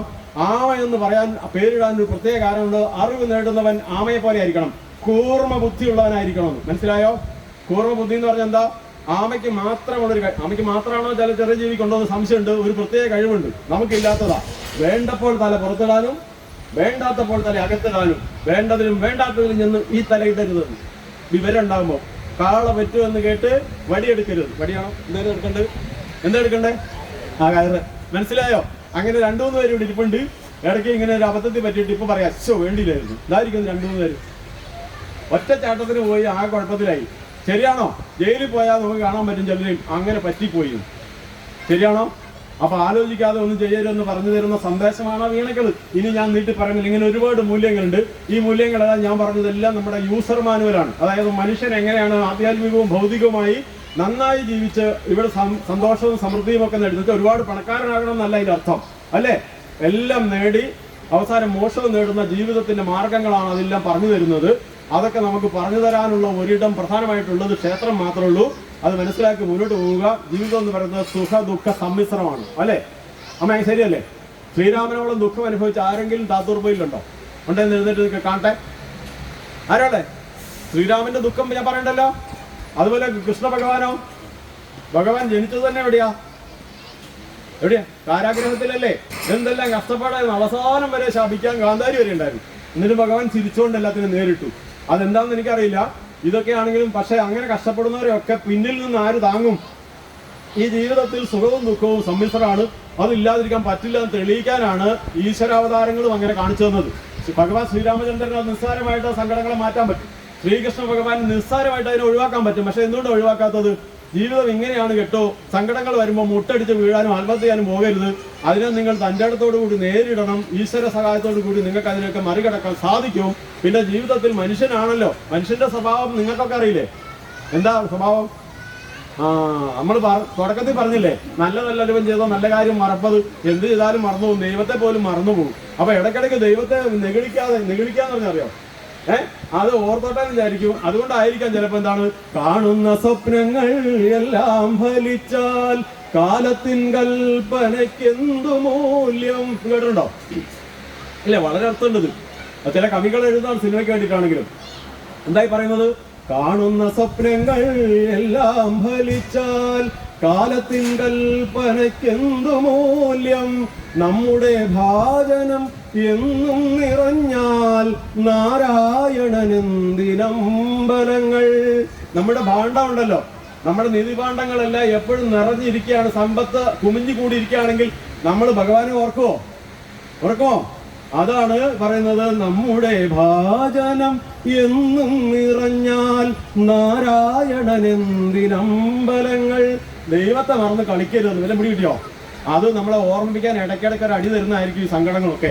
എല്ലാ സങ്കടങ്ങളെയും നമ്മൾ ഭഗവത് സന്നിധിയിൽ സമർപ്പിച്ച് ഇല്ലേ വളരെ ആത്മാർത്ഥമായി സത്യസന്ധമായി പ്രാർത്ഥിക്കുകയും അതിനെല്ലാം ഉപരി ദൈവം പറഞ്ഞ വഴി മറക്കരുത്. സത്യം, ധർമ്മം, ദയ, ശാന്തി തുടങ്ങിയ നന്മകളിലൂടെ വേണം മുന്നോട്ട് പോകാൻ. അപ്പോഴേ ദൈവാനുഗ്രഹം പൂർണ്ണമായി കിട്ടുമെന്ന് അറിയാമല്ലോ, അല്ലേ? പ്രാർത്ഥിച്ചതുകൊണ്ട് മാത്രം, അമ്പലത്തിൽ പോയത് മാത്രം ദൈവം എല്ലാം നടത്തി തരുമെന്ന് സംശയമുണ്ട്. എന്താ ചെയ്യേണ്ടത്? ദൈവം ആഗ്രഹിക്കുന്ന മകനായി മകളായി ജീവിക്കണം. പിടികിട്ടിയോ? ദൈവം ആഗ്രഹിക്കുന്ന ഏത് മകനെയും മകളെയാ? ഏറ്റവും നല്ല സ്വഭാവമുള്ള മകനെ മകളെ അങ്ങനെയുള്ള ആളുകളായി മാറണം. ഇപ്പൊ ഞാനൊരു ഇന്നലെ മിനിങ്ങാൻ നടന്ന സംഭവം കൂടി ചുരുക്കി പറയാം. നെല്ലിക്ക പറമ്പെന്ന് കേട്ടിട്ടുണ്ടോ?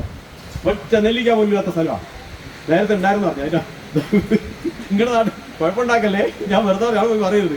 അപ്പോൾ അവിടെ തൊട്ടിമ്പൽ ക്ഷേത്രമൊക്കെ ഗംഭീരം നടക്കുന്ന അതിൻ്റെ എൻ്റെ സുഹൃത്തുക്കളോട് കൂടി. അപ്പോൾ അവിടെ എന്താ സംഭവിച്ചതെന്ന് കഴിഞ്ഞാൽ 8 മക്കളുള്ള ഒരമ്മ അച്ഛനമ്മയും അച്ഛൻ നേരത്തെ മരിച്ച, അമ്മ ഇപ്പോഴും അടുത്ത ദിവസം മരിച്ചത്. 8 മക്കള്, ഒരു സഹോദരി, 7 സഹോദരന്മാർ. മിനിഞ്ഞാന്ന് എനിക്കും ഒരു വിളി വന്നു. അവിടെ 420ഓളം രോഗികളെ പരിചരിക്കുന്ന പാലിയേറ്റീവ് സൊസൈറ്റി കാരശ്ശേരി പഞ്ചായത്തിലുണ്ട്, ആശ്വാസ് പാലിയേറ്റീവ്. 420ഓളം രോഗികളാണ്. അത് ദിവസം കൂടുകയാണ്. ഒരു മാസത്തിൽ 15 രോഗികൾ വീതമാണ് കൂടുന്നത്. കിടപ്പ് രോഗികൾ എന്ന് പറഞ്ഞാൽ 2 ദിവസത്തിൽ ഒരു രോഗി. മനസ്സിലാവുന്നുണ്ടോ അതിന്റെ ഭീകരത? ഇവിടത്തെ എനിക്കറിയില്ല. അതൊക്കെയാണ് നമ്മുടെ ജീവിതശൈലി എന്നൊക്കെ വരുന്ന പ്രശ്നങ്ങളാണ്. അപ്പൊ ഏതായിരുന്നാലും അങ്ങനെയുള്ള രോഗികളുടെയൊക്കെ ഈ പരിചരണം നടത്തി നന്നായി കൊണ്ടുപോകുന്ന പാലിയേറ്റീവ് സൊസൈറ്റി ഞാനും അതിന്റെ ഒരു അസിസ്റ്റന്റ് സെക്രട്ടറിയാണ്. എന്നോടും പറഞ്ഞു ആ വീട്ടിലേക്ക് അല്ല, അവർക്ക് തൊട്ടിമ ക്ഷേത്രമായിട്ട് ബന്ധപ്പെട്ട എന്നെ പരിചയമുണ്ട്. ആ അമ്മയൊക്കെ എന്റെ പ്രഭാഷണം കേൾക്കാൻ വരാറുണ്ടായിരുന്നു. അങ്ങനെ ബന്ധമുണ്ട്. അതുകൊണ്ട് കൂടി എന്നെ വിളിച്ചു. എന്തിനാ വിളിച്ചെന്നറിയാം, ആ അമ്മ മരിച്ചു കഴിഞ്ഞപ്പോൾ അവർ കണ്ട അമ്മയ്ക്ക് മോക്ഷം കിട്ടാൻ വേണ്ടി പ്രാർത്ഥനയും പൂജാതി കർമ്മവും ചെയ്തതിനേക്കാളും ചെയ്തില്ലെന്നാലും ചെയ്തു, പക്ഷെ അതിനേക്കാൾ അവരെ ഒന്നുകൂടി വിലമതിച്ചത് എന്താണെന്നറിയാമോ? അതിലൊരു 25,000 രൂപ ആ അമ്മയുടെ പേരിൽ ഈ രോഗികളായി കിടക്കുന്നവരുടെ കണ്ണുനീർ തുടയ്ക്കാൻ 25,000 രൂപ വിളിച്ച് ഞങ്ങളെ ഏൽപ്പിക്കാനായിരുന്നു ആ വീട്ടിലേക്ക് വിളിച്ചത്. ഒന്ന് ആലോചിക്കേ, ഇതിന്റെ പേരാണ് നന്മ. ഇത്തരത്തിൽ കാരുണ്യമുള്ളവരായി നമ്മൾ മാറണ്ടേ, സ്നേഹമുള്ളവരായി മാറണ്ടേ, ക്ഷമയുള്ളവരായി മാറണ്ടേ. ദേഷ്യം കൊടുവാളെടുക്കാൻ പാടുണ്ടോ? ഇല്ല. അപ്പൊ നല്ല മനുഷ്യരായി മാറാനാണ് നമ്മുടെ പുരാണാതിഹാസങ്ങളൊക്കെ പഠിപ്പിച്ചത്. ഈ ദേവീദേവന്മാരെല്ലാം അതാണ് പറഞ്ഞത്. കർമ്മണ്യേ വാഹികാലത്തെ മാ ഫലേഷു ഗതാഞ്ജനാഹ, അല്ലേ? നമ്മൾ കർമ്മം ചെയ്യുക, ഫലം ആലോചിച്ച് അതിന്റെ സാധ്യതയിൽ പിന്നാലെ പോകണ്ട. ദൈവം നിങ്ങളെ രക്ഷിച്ചോളൂ. എല്ലാം ഈശ്വരൻ കാണുന്നുണ്ട്. സർവം കല്ലിതം ബ്രഹ്മം, ഈശ്വരൻ എല്ലായിടത്തും ഉണ്ട്. ഈശാവാസ്യം ഇതം സർവം.